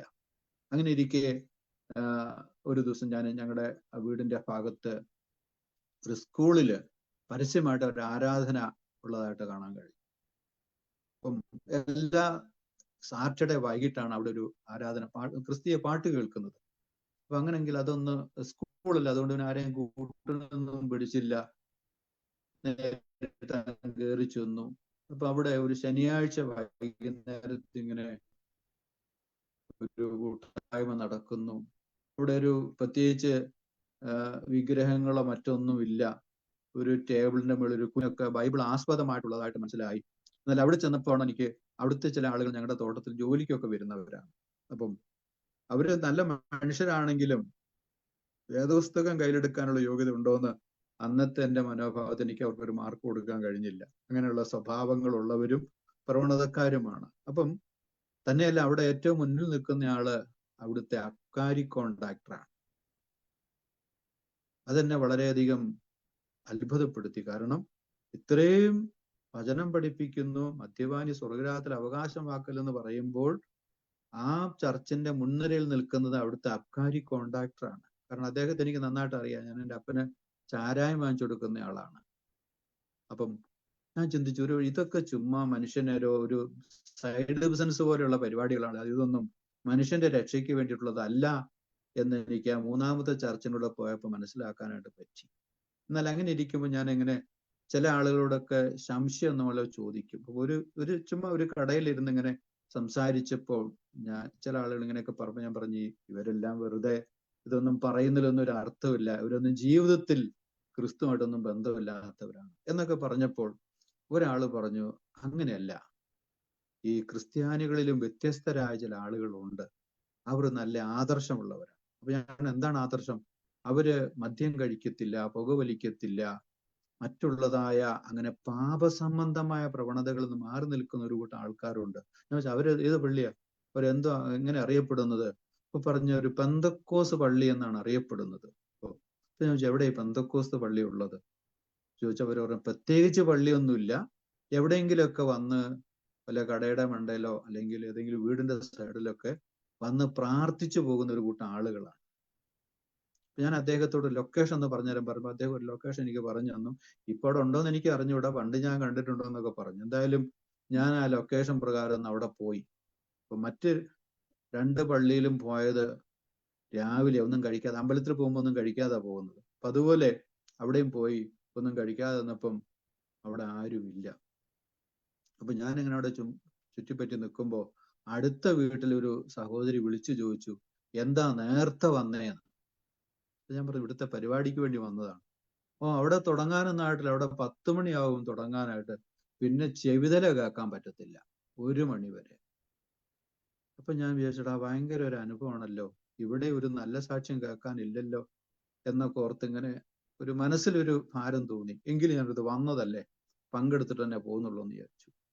എന്തായാലും അങ്ങനെ 10 മണിയായപ്പോൾ ഞാൻ പിന്നെ ഒരു ചായയൊക്കെ കുടിച്ച്, ഇനി ഉച്ചയിൽ ഇരിക്കാൻ പറ്റത്തില്ലല്ലോ, അപ്പം എന്തെങ്കിലും കഴിച്ച് അവിടെ വന്നിരിക്കാന്ന് ഓർത്ത് അങ്ങനെ ഒരു 9:30 ആയപ്പോൾ പിന്നെയും വന്നു. അപ്പൊ ഞാൻ അവിടെ ആരും വന്നിട്ടില്ല. കുറച്ച് കഴിഞ്ഞപ്പോൾ ഉണ്ട് ഒരു അപ്പനും അമ്മയും വരുന്നു. ഒരു കയ്യിൽ വടിയുണ്ട്, ഒരു കയ്യിൽ ബൈബിളുണ്ട്. പുറകെ 2 പിള്ളേരും തലയിലൊക്കെ വെച്ചുകൊണ്ടാണ് വരുന്നത്. പക്ഷെ 2 കൊച്ചു പിള്ളേരുടെ കയ്യിലും ബൈബിളുണ്ട്. അതെന്നെ അത്ഭുതപ്പെടുത്തി. കാരണം ഇത്രയും കണ്ണുപോലും കാണാൻ പറ്റാത്ത അപ്പൻ, നടക്കാൻ വടി വേണം, പക്ഷെ അങ്ങനെ നടക്കുന്ന അപ്പച്ചന്റെ കയ്യിൽ ബൈബിള്, അമ്മയുടെ കയ്യിൽ ബൈബിള്, ഈ പിള്ളേരുടെ കയ്യിൽ ബൈബിള്. അപ്പൊ എല്ലാവരും വന്ന് പ്രാർത്ഥനയൊക്കെ ആരംഭിച്ചു. അവര് ചില കുടുംബങ്ങളുടെ പേര് പറഞ്ഞ് പ്രാർത്ഥിക്കും. നമ്മൾ ഇന്ന് പ്രാർത്ഥിച്ചപ്പോഴും ചില കുടുംബങ്ങളുടെ പേര് പറഞ്ഞ് പ്രാർത്ഥിച്ചല്ലോ. നമ്മുടെ പ്രാർത്ഥനയുടെ ഒരു പ്രത്യേകത, ഒരു അനുഗ്രഹമാകട്ടോ അത്. അങ്ങനെ അപ്പം ഞാൻ അവര് ഈ കുടുംബത്തിന്റെ പേര് പ്രാർത്ഥിക്കുമ്പോൾ ആ വീട്ടുപേര് എനിക്കും കൂടെ അറിയുന്ന ആളുകളാണ്. അപ്പൊ ഞാനവിടെ നിന്ന് തല ഉയർത്തി ഇങ്ങനെ നോക്കി, അവരാരെങ്കിലും ഇവിടെ വന്നിട്ടുണ്ടോ? പക്ഷെ അവരോട് വന്നിട്ടില്ല. എനിക്ക് അത്ഭുതമായിട്ട് തോന്നി. കാരണം ആ പേര് പറഞ്ഞ് പ്രാർത്ഥിക്കുന്ന കുടുംബത്തിന് എന്തെങ്കിലും ഒരു അനുഗ്രഹം ഉണ്ടാകണമെങ്കിൽ ദൈവത്താൽ അല്ലാതെ ഒന്നും സംഭവിക്കത്തില്ല. അങ്ങനത്തെ ഒരു കൂട്ടം ആളുകളാണ്. പക്ഷെ അവരാരും വന്നിട്ടില്ല. എന്നാൽ അത്രമാത്രം സമൂഹത്തിൽ സാക്ഷ്യമില്ലാത്ത മനുഷ്യർക്ക് വേണ്ടി പ്രാർത്ഥിക്കുന്ന ഒരു സഭയോ എന്ന് ഞാൻ ചിന്തിക്കാനിടയായി. അങ്ങനെ ചിലരൊക്കെ പറഞ്ഞ് പ്രാർത്ഥിക്കുന്നു. അതിനുശേഷം ഒരു അധ്യാപകൻ തന്റെ ക്ലാസ്സിൽ വരുന്ന കുട്ടികളെ ബൈബിള് പഠിപ്പിക്കുന്നത് കണ്ടപ്പോൾ എനിക്ക് വളരെ സന്തോഷം തോന്നി. ഞാൻ ഇങ്ങനെ പ്രാർത്ഥിച്ചു, ദൈവമേ, ഇതുപോലെ ബൈബിളിനെ കുറിച്ച് ബോധവൽക്കരണ ക്ലാസ്സുകൾ ഞങ്ങളുടെ ഭാരതം മുഴുവൻ ഉണ്ടാകട്ടെ. പ്രിയമക്കളെ, ഞാൻ ആദ്യമായിട്ട് പെന്തക്കോസ്ത് പള്ളിയിൽ പോയി പ്രാർത്ഥിച്ചപ്പോൾ പ്രാർത്ഥന അതാണ്. എന്നാൽ ആ പ്രാർത്ഥന സ്വർഗം കേട്ടു. ഭാരത സുവിശേഷീകരണത്തിന്റെ ഭാഗമായി മാറാൻ കർത്താവ് എന്നെ ഉപയോഗിപ്പാൻ കാരണമായി തീർന്നു. സ്തോത്രം. അങ്ങനെയാണ് ഞാൻ ഈ സത്യത്തിലേക്ക് വരുവാൻ കാരണമായത്. സ്തോത്രം. നമ്മൾ വായിച്ചല്ലോ, നിങ്ങളോ പ്രിയമുള്ളവരെ, നിങ്ങളുടെ അതിവിശുദ്ധ വിശ്വാസത്തെ ആധാരമാക്കി നിങ്ങൾക്ക് തന്നെ ആത്മീക വർധന വരുത്തുക. അപ്പൊ നമ്മൾ എന്തു ചെയ്യണം? നിങ്ങളോ പ്രിയമുള്ളവരെ, അപ്പം ആരാണ് എന്നിട്ട് പറയുന്നു, നിങ്ങൾക്ക് തന്നെ ആത്മീക വർധന വരുത്തി. അപ്പം ഒന്ന്, നമ്മൾ ദൈവത്തിന് പ്രിയരാണെന്ന് നമ്മൾ മനസ്സിലാക്കണം. ആ പ്രിയരായ നമുക്ക് തന്നെ ആത്മീക വർധന വരുത്തണം. നമുക്കറിയാം, ഒരു മനുഷ്യന് ആത്മീക വർധന വരുത്താൻ ആർക്കാ കഴിയുന്നത്? മറ്റാർക്കും ആത്മീക വർധന വരുത്താൻ നമ്മൾ തീരുമാനിക്കണം, എനിക്കിത് പോരാ, എനിക്ക് ഇത്രയും പോരാ എന്നുള്ള ഒരു ബോധം, ഒരു ആവശ്യകത, അല്ലെങ്കിൽ ദൈവത്തെക്കുറിച്ചൊരു ഒരു ദാഹം നമ്മുടെ ഉള്ളിലുണ്ടെങ്കിൽ മാത്രമേ നമുക്ക് ആത്മീക വർധന വരുത്താൻ കഴിയത്തുള്ളൂ. അപ്പം നിങ്ങളോ പ്രിയമുള്ളവരെ, നിങ്ങളുടെ അതിവിശുദ്ധ വിശ്വാസത്തെ എന്താ വിശ്വാസത്തെ ആധാരമാക്കുക എന്ന് പറഞ്ഞാൽ? ആധാരമാക്കുക എന്ന് പറഞ്ഞാൽ നിയമപ്രകാരം വ്യവസ്ഥാപിതമായി സ്വന്തമാക്കുന്നതിനെയാണ് ആധാരമാക്കുക എന്ന് പറയുന്നത്. നമുക്കറിയാം, നമ്മളിപ്പോ ഇവിടെയൊക്കെ വീട് വാങ്ങിക്കുന്ന രീതിയുണ്ട്. ഒരു വീട് ചെന്ന് കണ്ടു, ഭാര്യയും അപ്പനും മക്കളും എല്ലാം കൂടെ പോയി കണ്ടു, ഇഷ്ടപ്പെട്ടു, നല്ല ലൊക്കേഷനാണ്, നല്ല കമ്മ്യൂണിറ്റിയാണ്, കൊള്ളാം, വലിയ പഴക്കമൊന്നുമില്ല എന്ന് പറഞ്ഞ് നമ്മൾ വീടിന്റെ പൈസയൊക്കെ കൊടുത്തു, നല്ല ഏജന്റൊക്കെ ഇവിടെ ഉണ്ട്, നമ്മൾ അങ്ങ് കയറി താമസിച്ചാൽ നമ്മുടേതാകത്തില്ല. നമ്മളത് രജിസ്റ്റർ ചെയ്യണം. അപ്പൊ നമുക്കൊരു നമ്പർ തരും, അതാണ് നമ്മുടെ ആധാരം എന്ന് പറയുന്നത്. അതുപോലെ നമ്മളൊരു കാറ് വാങ്ങിച്ചു, എന്ന് നമുക്ക് ഒത്തിരി കാറുള്ള കമ്പനികളുണ്ട്. അപ്പൊ നമ്മുടെ പൈസയ്ക്ക് അനുസരിച്ച് ഒരു നല്ല കമ്പനിയുടെ കാറ് നമ്മൾ വാങ്ങിച്ചു, നമ്മുടെ കാർ പോർച്ച് കൊണ്ടിട്ട് നമ്മൾ ഷട്ടറും താത്തിട്ടാൽ നമ്മുടെ കാറാകത്തില്ല. അതിനെ നമ്മൾ രജിസ്റ്റർ ചെയ്യണം. അപ്പൊ നമുക്കൊരു നമ്പർ തരും. അത് മുമ്പിലും പുറകിലും നമ്മൾ എല്ലാവരും കാണത്തൊക്കെ വയ്ക്കണം. പിന്നെ അതിന്റെ ടാക്സ് അടയ്ക്കണം, ഇൻഷുറൻസ് അടയ്ക്കണം, എന്നെങ്കിലും മാത്രമേ അത് നമുക്ക് ഉപയോഗിക്കാൻ പറ്റുന്നുള്ളൂ. അപ്പം ഈ ലോകത്തിൽ നമുക്ക് താമസിക്കാൻ ഒരു വീടുണ്ടെങ്കിൽ അതിനൊരു നിയമപ്രകാരമായ കർത്തവ്യം നമ്മൾ നിർവഹിക്കണമെങ്കിൽ, 10-15 വർഷം ഉപയോഗിക്കാൻ പറ്റുന്ന ഒരു വാഹനമുണ്ട്, പണം കൊടുത്ത് വാങ്ങിയതാണ്, പക്ഷെ അത് നമുക്ക് ഉപയോഗിക്കപ്പെടണമെങ്കിൽ നമ്മുടെ പേരിൽ രജിസ്ട്രേഷൻ ചെയ്യണം. ദൈവമക്കൾ, അങ്ങനെയെങ്കിൽ നമ്മുടെ ഈ ഭൂമിയിലെ 10-60 വയസ്സ് നമ്മളുടെ ഭൂമിയിൽ, അല്ലെങ്കിൽ ഒരു 100 വയസ്സ് നമ്മൾ ജീവിക്കുന്നു. അത് കഴിഞ്ഞ് നമ്മുടെ ജീവിക്കാൻ പറ്റത്തില്ല. നമ്മൾ ഇവിടുന്ന് പോകേണ്ടവരാണ്. എന്നാൽ എവിടേക്ക് പോകുന്നു? എന്നാൽ നമുക്ക് ആരോഗ്യവും സുബോധമുള്ള സമയത്ത് നമ്മുടെ വിശ്വാസം അതിവിശുദ്ധമാകണം. നമുക്കറിയാം, ലോകത്തിൽ വിശ്വാസമില്ലാത്തവരാരുമില്ല, എല്ലാവർക്കും വിശ്വാസമുണ്ട്. ഇവിടെ പറഞ്ഞിരിക്കുന്നത് നിങ്ങളുടെ അതിവിശുദ്ധ വിശ്വാസം. അങ്ങനെയെങ്കിൽ എന്താണ് വിശ്വാസത്തെ അതിവിശുദ്ധമാക്കുന്നത്? നമുക്കതിലേക്ക് ആ ഭാഗം നിങ്ങൾ മറിച്ചു കളയരുത്. അതെന്താണെന്ന് മനസ്സിലാക്കാനായിട്ട് മറ്റൊരു വാക്യം കൂടെ വായിച്ചിട്ട് ഞാൻ ഇവിടെ നിൽക്കാനാണ് ആഗ്രഹിക്കുന്നത്. റോമാലേഖനം 10-ാം അധ്യായം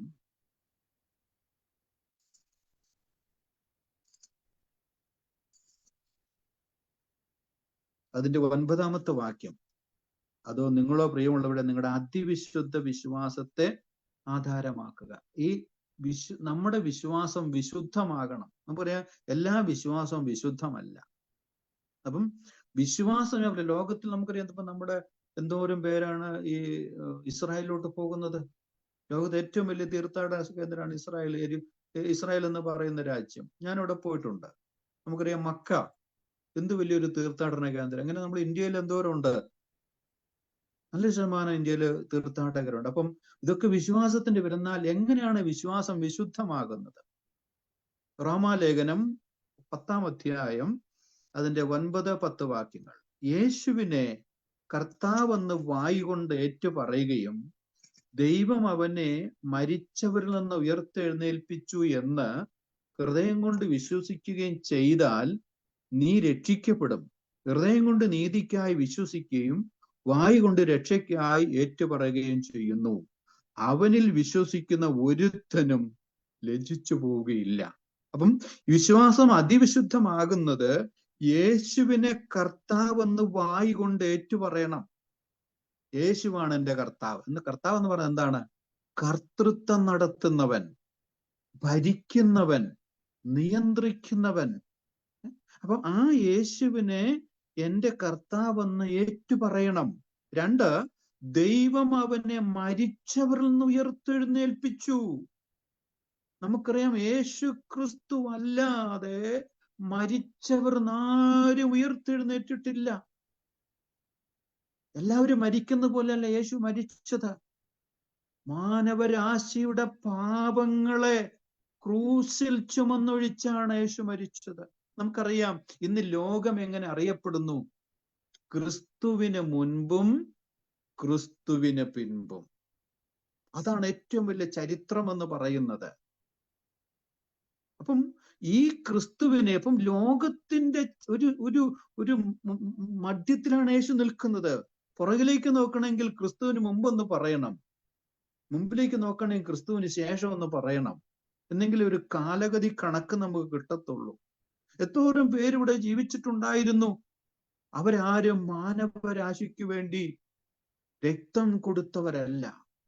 യേശുവിന്റെ രക്തത്താൽ വിലക്ക് വാങ്ങിക്കപ്പെട്ടവരാണ് നമ്മൾ. ആ യേശുവിനെ രക്ഷിതാവും കർത്താവുമായിട്ട് നമ്മൾ ഏറ്റുകൊള്ളണം. ദൈവനെ മരിച്ചവർ നിന്ന് ഉയർത്തെഴുന്നേൽപ്പിച്ചു എന്ന്, എനിക്ക് വേണ്ടി എൻ്റെ കർത്താവ് മരിച്ചു, എനിക്ക് വേണ്ടി യേശു ഉയർത്തെഴുന്നേറ്റു എന്ന് ഹൃദയത്തിൽ വിശ്വസിക്കുകയും ചെയ്താൽ രക്ഷിക്കപ്പെടും. രക്ഷിക്കപ്പെടുന്ന വിശ്വാസമാണ് വിശുദ്ധ വിശ്വാസം. ഇന്ന് വിശ്വാസം കൊണ്ട് രക്ഷയാണോ നടക്കുന്നത്? ശിക്ഷയല്ലേ? എന്തോരം കൊലയുമാ വിശ്വാസത്തിന്റെ പേരിൽ ചെയ്യുന്നത്. രക്ഷയാണോ? രക്ഷയാണോ? വിശ്വാസത്തിന്റെ പേരിൽ കൊലയുമല്ലാതെ വിശ്വാസത്തിന്റെ പേരിൽ എന്തുണ്ട്? എന്നാൽ ഇവിടെ നമുക്ക് വേണ്ടി ഒരു രക്ഷകൻ എനിക്ക് വേണ്ടി മരിച്ചു, നമുക്കെല്ലാവർക്കും വേണ്ടി സമർപ്പിക്കപ്പെട്ടു. നമ്മുടെ പാപങ്ങളെ ചുമന്നൊഴിച്ചൊരു കുഞ്ഞാടാണ് നമ്മുടെ കർത്താവ്. ആ യേശുവിൽ വിശ്വസിക്കുമ്പോഴാണ് നിന്റെ വിശ്വാസം അതിവിശുദ്ധമാകുന്നത്. സ്തോത്രം പറയുന്നു, ഹൃദയം കൊണ്ട് വിശ്വസിക്കുകയും ചെയ്താൽ നീ രക്ഷിക്കപ്പെടും.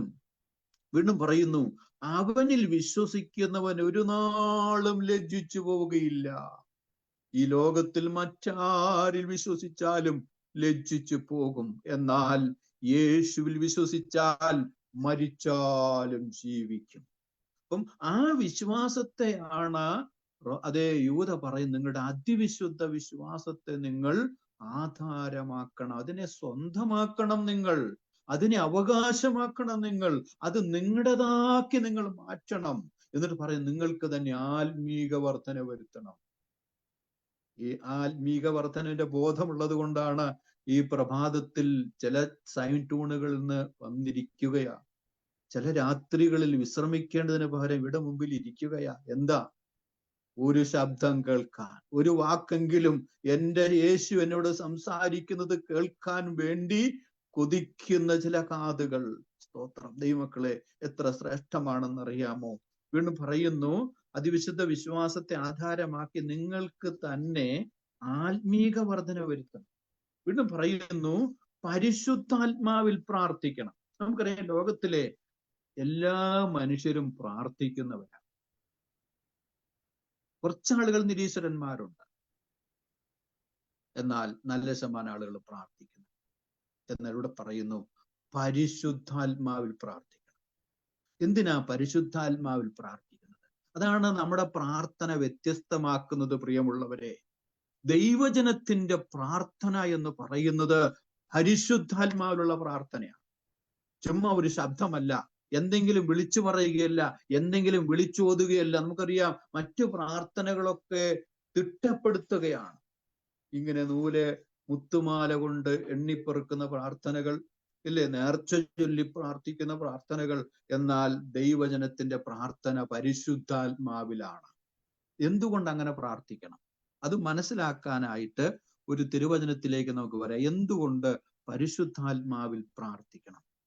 അത് യോഹന്നാന്റെ സുവിശേഷം 16-ാം അധ്യായത്തിന്റെ 8-ാം വാക്യത്തിൽ അത് ഇങ്ങനെ വായിക്കുന്നു, സത്യത്തിന്റെ ആത്മാവ് വരുമ്പോഴോ അവൻ നിങ്ങളെ സകല സത്യത്തിലും വഴി നടത്തും. അപ്പം പരിശുദ്ധാത്മാവിൽ പ്രാർത്ഥിക്കണം എന്ന് പറയുന്നതിന്റെ അർത്ഥം എന്ന് പറയുന്നത് സകല സത്യത്തിലും വഴി നടത്തും. പാപത്തെക്കുറിച്ചും നീതിയെക്കുറിച്ചും ന്യായവിധിയെക്കുറിച്ചും ബോധം വരുത്തും. ദൈവമക്കളെ, ഇന്ന് കാണുന്ന എത്ര സംഭവങ്ങൾ, കൊലപാതകങ്ങൾ, മോഷണങ്ങൾ, എന്തെല്ലാം ദുഷ്പ്രവർത്തികളാ നമ്മൾ കാണുന്നത്. ഇവർക്കൊക്കെ അറിയാത്തവരാണ്. നിയമം അറിയാത്തവരാണോ? കാര്യങ്ങൾ അറിയാത്തവരല്ലല്ലോ, അറിയുന്നവർ തന്നെയാണല്ലോ. പക്ഷെ എന്താണ്, അവരുടെ ഉള്ളിൽ ബോധം വരുത്തുന്നവരാരുമില്ല. സ്വന്തം അമ്മ പറഞ്ഞാ കേൾക്കൂ, അപ്പം പറഞ്ഞാ കേൾക്കൂ, ഭാര്യ പറഞ്ഞാ കേൾക്കൂ. ഒരുപക്ഷെ 1 or 2 പ്രാവശ്യമൊക്കെ കേട്ടെന്നിരിക്കും, അല്ലേ? പിന്നെ കേൾക്കാമോ? എന്നാൽ പരിശുദ്ധാത്മാവ് പറഞ്ഞാൽ കേൾക്കാത്ത ഒരു മനുഷ്യനുമില്ല. പരിശുദ്ധാത്മാവ് പറഞ്ഞ് കേൾക്കാൻ കഴിയാത്ത ഒരു കാതുമില്ല. ഇവിടെ പറയുന്നു, സത്യത്തിന്റെ ആത്മാവ് വരുമ്പോഴോ അവൻ നിങ്ങളെ സകല സത്യത്തിലും വഴി നടത്തും. സ്തോത്രം. പാപത്തെ കുറിച്ച് ബോധം വരുത്തും. എന്താണ് നീ ചെയ്യാൻ പോകുന്നത്? നീ ഒരു ദുഷ്കർമ്മം ചെയ്യുകയാണോ? നീ ഒരു കൊലപാതകം ചെയ്യുകയാണോ? നീ ഒരു ദുഷ്പ്രവൃത്തി ചെയ്യുകയാണോ? നീ മോഷണം ചെയ്യുകയാണോ എന്ന് നീ ചിന്തിക്കുമ്പോൾ ഹൃദയത്തിൽ ബോധം വരുത്തും.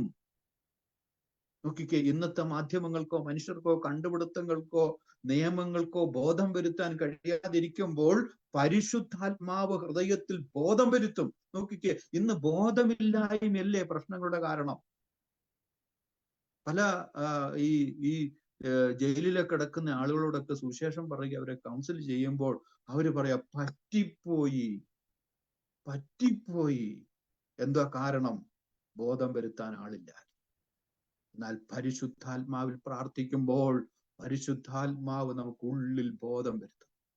ഞാൻ ചിന്തിക്കുകയാണ്, ദൈവമക്കളെ, എന്തോരം പ്രാർത്ഥനകൾ നമ്മുടെ നാട്ടിൽ നടക്കുന്നുണ്ട്.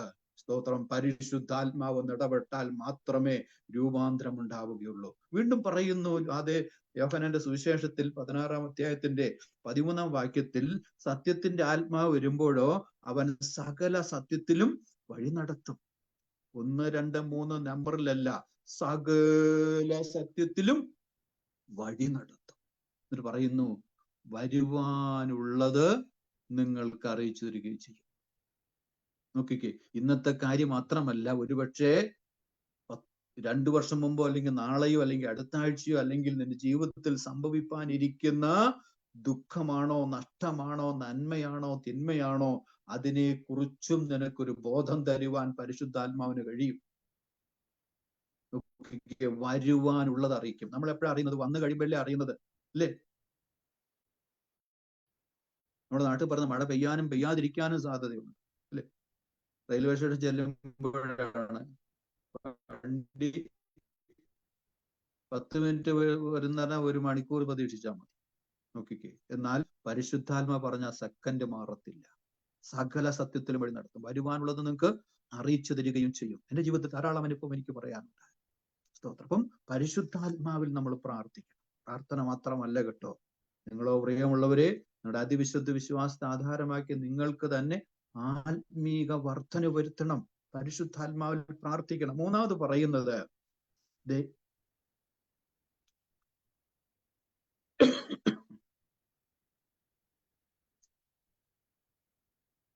നിത്യജീവനായിട്ട് കാത്തിരിക്കണം.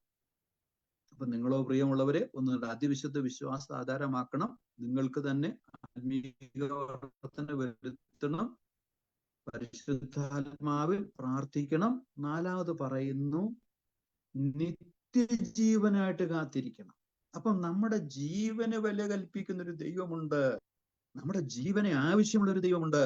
നമുക്ക് ജീവനെ തന്നൊരു ദൈവമുണ്ട്.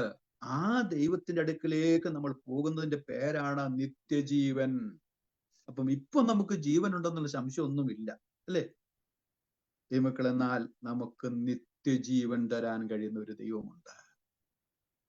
സ്തോത്രം. യോഹന്നാൻ ഇങ്ങനെ പറയുന്നു, തന്റെ ഏകജാതനായ പുത്രനെ വിശ്വസിക്കുന്ന ഏവനും നശിച്ചു പോകാതെ നിത്യജീവൻ പ്രാപിക്കേണ്ടതിന് തന്നെ. അപ്പം തന്റെ ഏകജാതനായ പുത്രനിൽ വിശ്വസിക്കുന്നവർക്ക് മാത്രമേ നിത്യജീവനുള്ളൂ. അപ്പം നിത്യജീവനായിട്ട് നമ്മൾ കാത്തിരിക്കണം. ദൈവമക്കളെ, നമുക്ക് ഈ ഭൂമിയിൽ തന്നിരിക്കുന്ന 10, 80 അല്ലെങ്കിൽ 90, 100 വയസ്സ് പ്രതീക്ഷിക്കാൻ നമുക്ക് അവിടം വരെ കിട്ടിയിട്ട് വലിയ കാര്യമൊന്നുമില്ല. എന്നാൽ നമ്മളെ നിത്യജീവനിലേക്ക് നടത്തുന്നൊരു ദൈവം. നോക്കിക്കേ, എത്ര സുരക്ഷിതമാണ് മനുഷ്യന്റെ ജീവിതം എന്ന് ഓർത്ത് നോക്കിക്കേ. ഈ ഭൂമിയിൽ കുറച്ചു കാലം ജീവിച്ചു, ഒരു പഴയ വാഹനം വെറുതെ കൊണ്ട് കൊടുക്കുന്ന, ചുമ്മാ ഇരുമ്പലി തൂക്കി കൊടുക്കുന്ന പോലെ അല്ല നമ്മൾ കർത്താവിന്റെ കാഹളം കേൾക്കേണ്ടവരാ, കർത്താവിന്റെ രാജ്യത്തിലേക്ക് പോകേണ്ടവരാ. അതിനുവേണ്ടി നമ്മളെ സ്വർഗത്തിൽ പേരെഴുതപ്പെട്ടവരാ. ജീവപുസ്തകത്തിൽ പേരുള്ളവരാണ് ഞാനും നിങ്ങളും. ആ ജീവപുസ്തകത്തിൽ ഉറപ്പ് നമുക്ക് വരുത്താൻ കഴിയണം. ഈ ഭൂമിയിൽ എന്തൊക്കെ ജനിച്ചു, ജീവിച്ചു, പഠിച്ചു, വിവാഹം കഴിഞ്ഞു, ജോലി കിട്ടി, തലമുറകളുണ്ടായി, അവരെയും വിവാഹം കഴിച്ച് അയപ്പിച്ചു, അവരെയും പഠിപ്പിച്ചു, അവർക്കും വീട് വെച്ചു കൊടുത്തു, ഇതിന്റെ ഇടയ്ക്ക് പ്രാർത്ഥിക്കും നമ്മൾ മരിച്ചു എന്നുള്ളതല്ല പ്രിയമുള്ളവരെ നമ്മളെ ദൗത്യം. നമ്മളെ കുറിച്ചുള്ള മഹാദൗത്യം, നമ്മൾ നിത്യജീവന്റെ അവകാശികളാണ്. സ്തോത്രം. അതിനെക്കുറിച്ച് പൗലോസ് അപ്പോസ്തലൻ പഠിപ്പിക്കുന്നത് കൊലോസ്യ ലേഖനം 3-ാം അധ്യായത്തിന്റെ 3-ാം വാക്യത്തിൽ ഇങ്ങനെ വായിക്കുന്നു: നിങ്ങൾ മരിച്ചു, നിങ്ങളുടെ ജീവൻ ക്രിസ്തുവിനോട് കൂടെ ദൈവത്തിൽ മറഞ്ഞിരിക്കുന്നു. നിങ്ങളുടെ ജീവനായ ക്രിസ്തു വെളിപ്പെടുമ്പോൾ നിങ്ങളും തേജസ്സിൽ വെളിപ്പെടും. നോക്കിക്കേ, നിങ്ങൾ മരിച്ചു, നിങ്ങളുടെ ജീവൻ ക്രിസ്തുവിനോട് കൂടെ ദൈവത്തിൽ മറഞ്ഞിരിക്കുന്നു. നിങ്ങളുടെ ജീവനായ ക്രിസ്തു വെളിപ്പെടുമ്പോൾ നിങ്ങളും തേജസ്സിൽ വെളിപ്പെടും. അപ്പൊ ഇവിടെ നമ്മൾ ഇരിക്കുമ്പോൾ ദൈവമക്കളെ, ഈ വിശ്വാസത്തിന്റെ ഏറ്റവും ആത്യന്തിക ലക്ഷ്യം എന്ന് പറയുന്നത് നിത്യജീവനാണ്. ഒരു പുനർജന്മം ഉണ്ടെന്ന് ഹൈന്ദവ സമൂഹം പഠിപ്പിക്കുന്നു. ഒരു മരണാനന്തര ജീവിതമുണ്ട് സകല മതങ്ങളും പഠിപ്പിക്കുന്നു. എന്നാൽ വിശുദ്ധ വേദപുസ്തകം പഠിപ്പിക്കുന്നത് പോലൊരു പഠിപ്പിക്കലില്ല, ഒരു സത്യമില്ല, ഒരു യാഥാർത്ഥ്യമില്ല. ഇത് 100% സത്യമാണ്. ഇതാണ് സംഭവിക്കാൻ പോകുന്നത്. അപ്പൊ നമ്മൾ നിത്യജീവനായിട്ട് ദൈവമക്കളെ, ഞാനും നിങ്ങളും കാത്തിരിക്കണം. നമുക്ക് തന്നിരിക്കുന്ന ജീവൻ ഇതുവരെയും സൂക്ഷിച്ചില്ലേ നമ്മുടെ ദൈവം? അങ്ങനെയെങ്കിൽ നമുക്കൊരു നിത്യജീവനുണ്ട്, നമുക്കൊരു നിത്യരാജ്യമുണ്ട്. അവിടേക്ക് നമ്മൾ പോകണമെങ്കിൽ നമ്മുടെ പേര് ജീവപുസ്തകത്തിൽ എഴുതപ്പെടണം. അതിവിശ്വാസത്തിൽ നീ നിനക്ക് തന്നെ ആത്മീക വർധന വരുത്തിയാൽ, യേശുവിനെ രക്ഷിതാവും കർത്താവുമായി നീ അംഗീകരിച്ചാൽ, നിന്റെ പേര് ജീവപുസ്തകത്തിൽ എഴുതപ്പെടും. ഉറപ്പുള്ള കാര്യമാണ്, ഉറപ്പുള്ള കാര്യമാണ്. ജീവപുസ്തകത്തിൽ പേരെഴുതി കാണാത്ത ഏവനെയും തീപ്പൊയ്കയിൽ തള്ളിയിടുമെന്ന് വിശുദ്ധ വചനം പഠിപ്പിക്കുന്നുണ്ട്. 4-ാമത്തെ കാര്യത്തിലേക്ക് നാം വരികയാണ്. അതിന്റെ 4-ാമത്തെ കാര്യം പറയുന്നത്, ദൈവസ്നേഹത്തിൽ നിങ്ങളെ തന്നെ സൂക്ഷിച്ചുകൊള്ളുവിൻ. ദൈവസ്നേഹത്തെ നമ്മളെ സൂക്ഷിക്കുക. നമുക്കറിയാം, ഇപ്പൊ നമ്മുടെ വീട്ടിലോട്ട് ചെന്നാല്, പ്രത്യേകിച്ച് അമേരിക്കയിലൊക്കെ കാറ് ചെല്ലുമ്പോഴേ തുറന്നു തരുന്ന ഒരു അല്ലേ ഗരാജ് ഉണ്ട്. അവിടെ കാറ് നിർത്തിയിട്ടാണ് നമ്മൾ അങ്ങോട്ട് പോകുന്നത്, അല്ലേ? പിന്നെ അവിടെ അടുത്ത സ്റ്റെപ്പ് എന്ന് പറഞ്ഞാൽ ചെരുപ്പും കൂട്ട് കഴിച്ചു വെക്കാനുള്ളൊരു സംവിധാനം, അല്ലേ? നോക്കിക്കേ. അത് കഴിഞ്ഞ് പിന്നെ നമുക്കറിയാം, വലിയൊരു കിച്ചണിലോട്ടാ ചെല്ലുന്നത്. അവിടെ 2 ഫ്രിഡ്ജ് ഇരിപ്പുണ്ട്. എല്ലാ സാധനങ്ങളും ചൂടോടെ കഴിക്കേണ്ടതും, നാളെ കഴിക്കേണ്ടതും, ഇപ്പൊ കഴിക്കേണ്ടതും, അടുത്ത ആഴ്ച കഴിക്കേണ്ടതും ഒക്കെ അതിനകത്ത് ഇരിപ്പുണ്ട്, അല്ലേ? പിന്നെ നമ്മുടെ വസ്ത്രമൊക്കെ സൂക്ഷിക്കാൻ, വില കൂടിയ സാധനങ്ങളൊക്കെ സൂക്ഷിക്കാൻ പ്രത്യേക സ്ഥലമുണ്ട്. എന്നാൽ നമ്മൾ എവിടെയാ സൂക്ഷിക്കാൻ കണ്ടിരിക്കുന്നത്? ബെഡേ കയറി കിടന്ന് പുതപ്പിട്ട് മൂടിയ വലിയ കട്ടിലാണ്, വലിയ പുതപ്പാണ്, അതൊക്കെ ഇട്ട് 2 മൂടിക്കഴിഞ്ഞാൽ നമ്മൾ സൂക്ഷിക്കുവോ? രാവിലെ എഴുന്നേക്കാൻ പറ്റാത്ത എത്ര പേരുണ്ടായിട്ടുണ്ട്, അല്ലേ? അപ്പൊ നമ്മളെ സൂക്ഷിക്കുന്നത് എങ്ങനെയാ? കാറിൽ സൂക്ഷിപ്പല്ല ഒരിക്കലും, ബെഡിലും സൂക്ഷിപ്പല്ല, ബെഡ്റൂമിലും സൂക്ഷിപ്പല്ല, ഇല്ലെ? തല കറങ്ങി വീണു, ആള് മരിച്ചു. ഭാര്യയും ഭർത്താവും കൂടെ ഒരുമിച്ചാണ് ഉറങ്ങിയത്. രാവിലെ എഴുന്നേറ്റപ്പോ അനക്കമില്ല ഒരാൾക്ക്. അത് വലിയ ഭാഗ്യം, തിരിച്ചറിയാൻ പറ്റിയല്ലോ. ദൈവമക്കളെ, നമുക്കൊരു ഗ്യാരണ്ടിയും ഇല്ല. എന്നാൽ വചനം പറയുന്നു, ദൈവസ്നേഹത്തിൽ നിങ്ങളെ തന്നെ സൂക്ഷിച്ചുകൊള്ളുവിൻ. ഒരു ഉത്തരവാദിത്വം നമുക്ക് ഏറ്റെടുക്കാൻ പറ്റും. ദൈവസ്നേഹത്തിൽ നമ്മളെ സൂക്ഷിക്കാൻ പറ്റും. എങ്ങനെയാണ് ദൈവസ്നേഹത്തിൽ സൂക്ഷിക്കാൻ പറ്റുന്നത്? അതെന്താണെന്ന് തിരിച്ചറിയാനായിട്ട് ഒരു തിരുവചനം കൂടെ നമുക്ക് അതിനുള്ള ബന്ധത്തിൽ വായിക്കാം. എങ്ങനെയാണ് ദൈവസ്നേഹത്തിൽ നമ്മളെ സൂക്ഷിക്കാൻ കഴിയുന്നത്? യോഹന്നാന്റെ സുവിശേഷം 14-ാം അധ്യായം അതിന്റെ 21-ാം വാക്യം. യോഹന്നാന്റെ സുവിശേഷം 14-ാം അധ്യായം 21-ാം വാക്യം. എന്റെ കൽപ്പനകൾ ലഭിച്ച് പ്രമാണിക്കുന്നവൻ എന്നെ സ്നേഹിക്കുന്നവനാകുന്നു. എന്നെ സ്നേഹിക്കുന്നവനെ എന്റെ പിതാവ് സ്നേഹിക്കുന്നു. ഞാനും അവനെ സ്നേഹിച്ച് അവന് എന്നെ തന്നെ വെളിപ്പെടുത്തും. ശ്രദ്ധിക്കണം, അവിടെ എന്റെ കൽപ്പനകൾ ലഭിച്ച് പ്രമാണിക്കുന്നവൻ. അപ്പൊ ദൈവസ്നേഹത്തിൽ നമ്മളെ സൂക്ഷിക്കുക എന്ന് പറയുന്നത് കൽപ്പനകൾ പ്രമാണിക്കുക. എന്റെ കൽപ്പനകൾ ലഭിച്ച് പ്രമാണിക്കുന്നവൻ എന്നെ സ്നേഹിക്കുന്നവനാകുന്നു. വീണ്ടും, എന്നെ സ്നേഹിക്കുന്നവൻ എന്റെ പിതാവ് സ്നേഹിക്കുന്നു, ഞാനും അവനെ സ്നേഹിച്ച് അവൻ എന്നെ തന്നെ വെളിപ്പെടുത്തുന്നു. വീണ്ടും 23-ാം വാക്യം, യേശു അവനോട്, എന്നെ സ്നേഹിക്കുന്നവന്റെ വചനം പ്രമാണിക്കും, എന്റെ പിതാവ് അവനെ സ്നേഹിക്കും, ഞങ്ങൾ അവന്റെ അടുക്കൽ വന്ന് അവനോടുകൂടെ വാസം ചെയ്യും. ആരായി ഞങ്ങൾ? ഇവിടെ അപ്പനും അമ്മയും മക്കളെല്ലാം ഉണ്ട്. പക്ഷെ എന്തൊക്കെ സംഭവിക്കുന്നത്? അപ്പന്റെ കൈ പിടിച്ചുകൊണ്ട് പോയതാ മകൻ, പക്ഷെ അല്ലേ നഷ്ടപ്പെട്ടു പോയ ചരിത്രമൊക്കെ നമ്മൾ ധാരാളം കേട്ടിട്ടുണ്ട് അല്ലേ? എന്നാൽ ഇവിടെ പറയുന്നു, ഞങ്ങൾ അവന്റെ അടുക്കൽ വന്ന് അവനോടുകൂടെ വാസം ചെയ്യും. ആരാ? പിതാവും പുത്രനും പരിശുദ്ധാത്മാവും. ആരോടുകൂടെ? നമ്മോടുകൂടെ. നമ്മുടെ കർത്താവിന്റെ പേരെന്താ? ദൈവം നമ്മോടുകൂടെ. Immanuel, Immanuel. അതെ, നമ്മോടുകൂടെ പിതാവും പുത്രനും പരിശുദ്ധാത്മാവും നമ്മോടുകൂടെ വാസം ചെയ്യുമ്പോൾ അവിടെ ഒരു ദുർശക്തിയും നിലനിൽക്കുകയില്ല, ഒരു ദുരന്തത്തിന് അവിടെ സ്ഥാനമില്ല, ഒരു പരാജയത്തിന് അവിടെ സ്ഥാനമില്ല, ഒരു തകർച്ചയ്ക്ക് അവിടെ സ്ഥാനമില്ല, ഒരു നാശത്തിന് അവിടെ സ്ഥാനമില്ല. അപ്പം ഈ പിതാവിന്റെയും പുത്രന്റെയും പരിശുദ്ധാത്മാവിന്റെയും സാന്നിധ്യം നിനക്ക് ലഭിക്കണമെങ്കിൽ നീ അതിവിശുദ്ധ വിശ്വാസത്തിന്റെ ഉടമസ്ഥയാകണം, അതിവിശുദ്ധ വിശ്വാസത്തിന്റെ ഉടമസ്ഥനാകണം. നിന്റെ പേര് ജീവപുസ്തകത്തിൽ എഴുതണം. ജീവപുസ്തകത്തിൽ പേരെഴുതണമെങ്കിൽ ജീവന്റെ നാഥനായ ക്രിസ്തുവിനെ അംഗീകരിക്കണം. അതാണ് ജീവപുസ്തകത്തിൽ പേരെഴുതുക. അങ്ങനെ ഉണ്ടെങ്കിൽ പിതാവും പുത്രനും നമ്മോടുകൂടെ വാസം ചെയ്യും. നോക്കിക്കേ, ഇതാണ് ദൈവസ്നേഹത്തിൽ നിങ്ങളെ തന്നെ സൂക്ഷിച്ചുകൊള്ളുവീൻ. ഇതൊക്കെ നമുക്ക് ആരോഗ്യമുള്ളപ്പോഴേ ചെയ്യാൻ പറ്റൂ, സുബോധമുള്ളപ്പോഴേ ചെയ്യാൻ പറ്റൂ. വയസ്സായി കണ്ണും കാണാതെ ചെവിയും കേൾക്കാതെ ശരി കൊണ്ട് ഒരു കാര്യവുമില്ല. സുബോധമുള്ളപ്പോൾ ചെയ്യണം. സ്തോത്രം, വലിയ കാര്യമാണ് ദൈവമക്കളെ. അതുകൊണ്ട് ഈ രക്ഷാ പദ്ധതിയിൽ നിങ്ങളോ പ്രിയമുള്ളവരെ, നിങ്ങളുടെ അതിവിശുദ്ധ വിശ്വാസത്തെ ആധാരമാക്കി നിങ്ങൾക്ക് തന്നെ ആത്മീക വർധന വരുത്തി പരിശുദ്ധാത്മാവിൽ പ്രാർത്ഥിച്ച് നിത്യജീവനായിട്ട് കാത്തിരുന്ന ദൈവസ്നേഹത്തിൽ നിങ്ങളെ തന്നെ സൂക്ഷിച്ചുകൊള്ളുവീൻ. ഇന്ന് ഈ 5 കാര്യങ്ങൾ നമ്മൾ ചെയ്തു വരുമ്പോൾ 6-മതൊരു കാര്യം നമുക്ക് വേണ്ടി ചെയ്യുന്നുണ്ട്. അതെന്താണെന്ന് വായിച്ച് നമുക്ക് വേഗത്തിൽ അവസാനിപ്പിക്കാം. ഒരു 5 മിനിറ്റ് കൂടെ ഞാൻ എടുക്കത്തുള്ളൂ. 6-മത്തെ കാര്യം എന്താണ്? 24-ാം വാക്യം, വീഴാതെ വണ്ണം നിങ്ങളെ സൂക്ഷിച്ചു. യൂദയുടെ ലേഖനം 24-ാമത്തെ വാക്യം, വീഴാതെ വണ്ണം നിങ്ങളെ സൂക്ഷിച്ച് തന്റെ മഹിമാസന്നിധിയിൽ കളങ്കമില്ലാത്തവരായി ആനന്ദത്തോടെ നിർത്തുവാൻ ശക്തിയുള്ളവന്, നമ്മുടെ കർത്താവായ യേശു ക്രിസ്തു മുഖാന്തരം നമ്മുടെ രക്ഷിതാവായ ദൈവത്തിന്, അതേ സർവകാലത്തിനും മുമ്പ് ഇന്നും എപ്പോഴും സദാകാലവും തേജസ്സും മഹിമയും മഹത്വവും അധികാരവും ഉണ്ടാകുമാറാകട്ടെ. അപ്പം നമ്മൾ ദൈവസ്നേഹത്തിൽ നമ്മളെ സൂക്ഷിച്ചു വരുമ്പോൾ നമ്മൾ അറിയാത്തൊരു ദൈവിക സൂക്ഷിപ്പ് നമുക്കുണ്ട്. എന്താണ് ആ സൂക്ഷിപ്പ്? വീഴാതെ വണ്ണം നിങ്ങളെ സൂക്ഷിച്ച്. ആർക്ക് പറയാൻ പറ്റും വീഴാതെ വണ്ണം നിന്നെ സൂക്ഷിക്കാമെന്ന്? ഒരപ്പനെ കുഞ്ഞിനെ നോക്കിയിട്ട് പറയാൻ പറ്റുമോ, മോനെ ഞാൻ നിന്നെ വീഴാതെ വണ്ണം സൂക്ഷിക്കാം? ഒരു ഭർത്താവിന് ഭാര്യയെ കുറിച്ച് പറയാൻ പറ്റുമോ, എന്റെ പൊന്നു ഭാര്യയെ ഞാൻ നിന്നെ സൂക്ഷിക്കാന്ന് പറയാൻ പറ്റുമോ? ആർക്കും പറ്റത്തില്ല.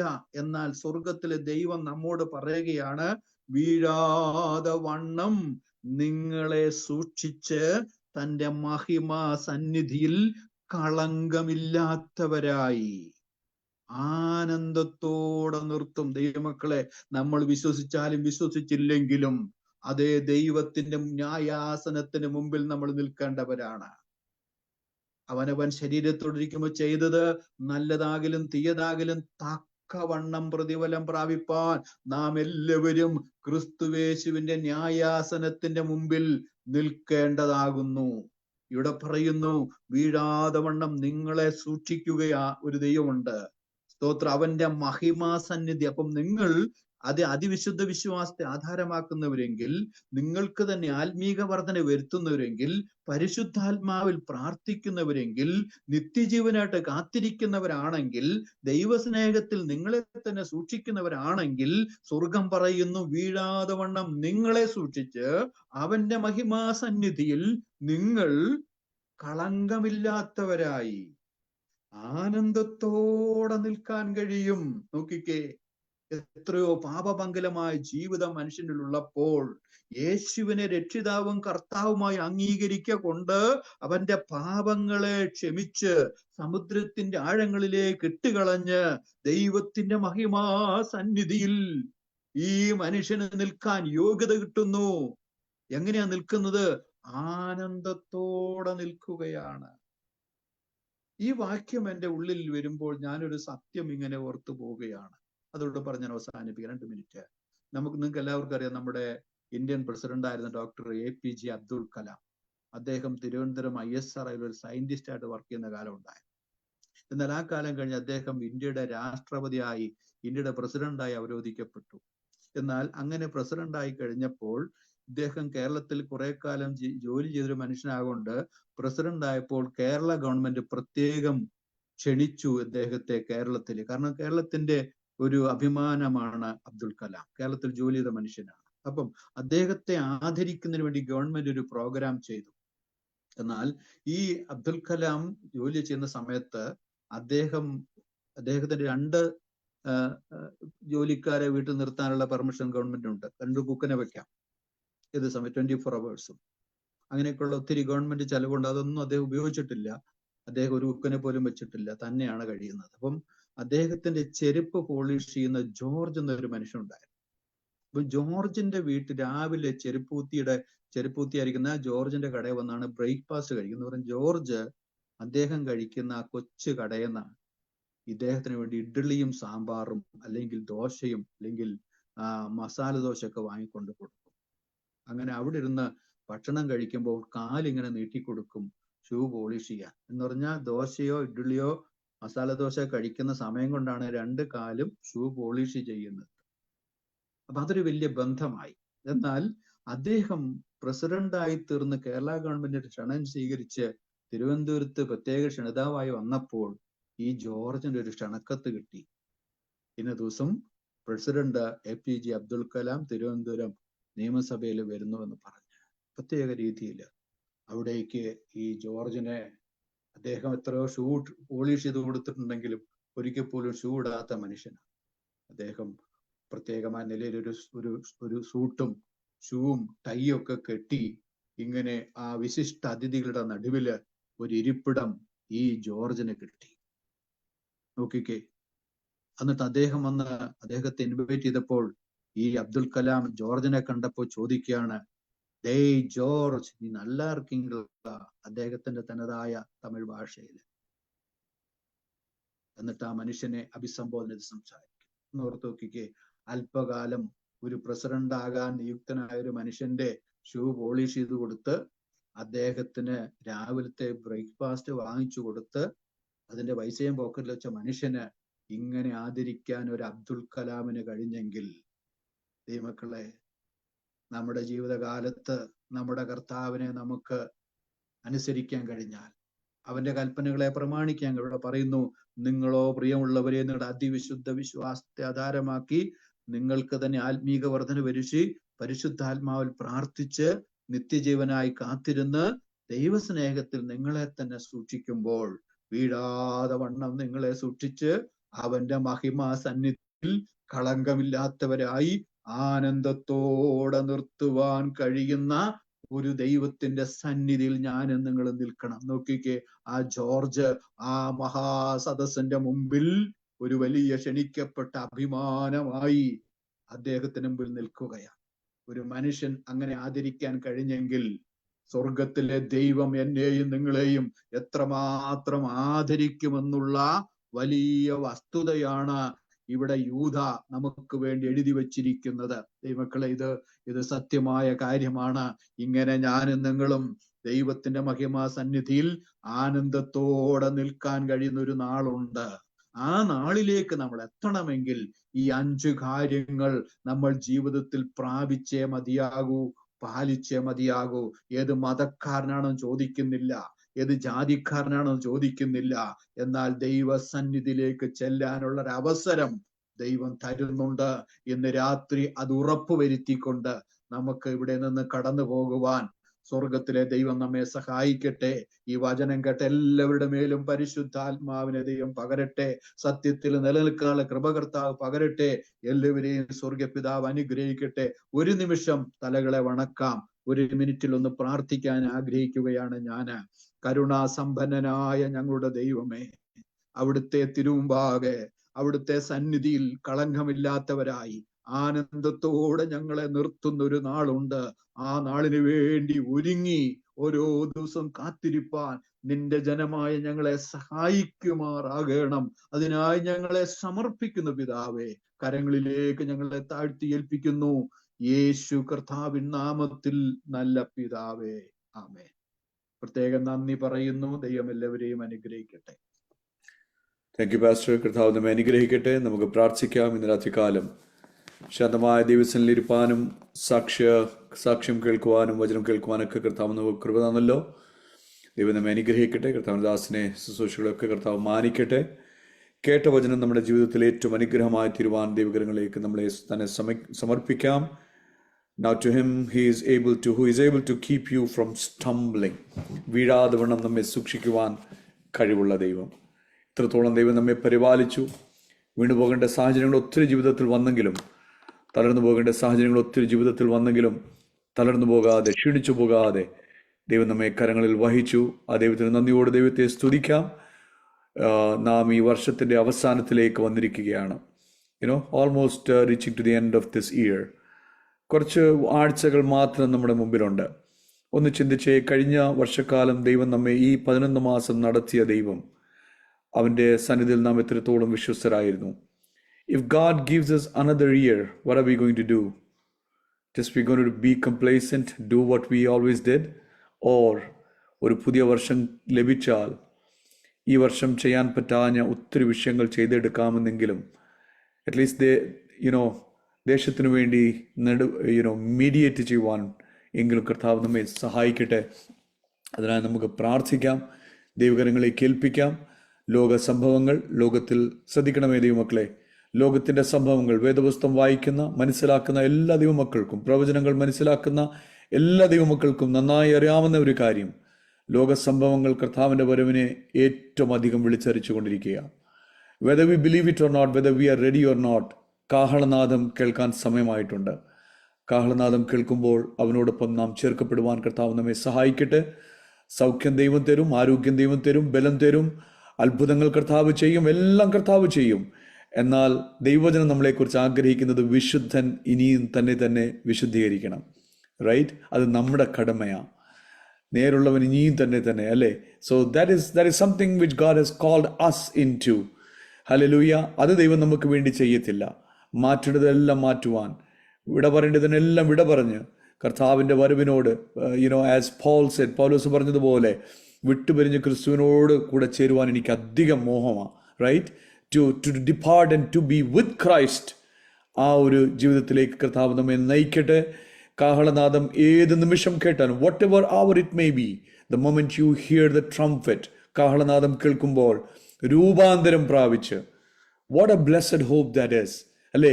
രൂപാന്തരം പ്രാപിച്ച് അവനോടൊപ്പം നാം സ്വർഗത്തിൽ എടുക്കപ്പെടും. ആ വലിയ പ്രത്യാശയാൽ കർത്താവ് നമ്മെ നിറയ്ക്കട്ടെ. നമുക്ക് പ്രാർത്ഥിക്കാം.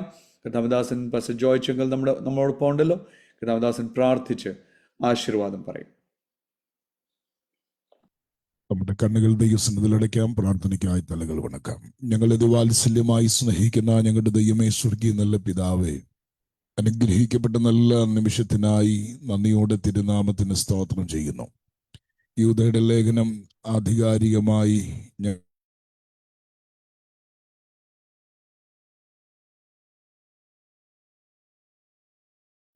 സ്തോത്രം, സ്തോത്രം.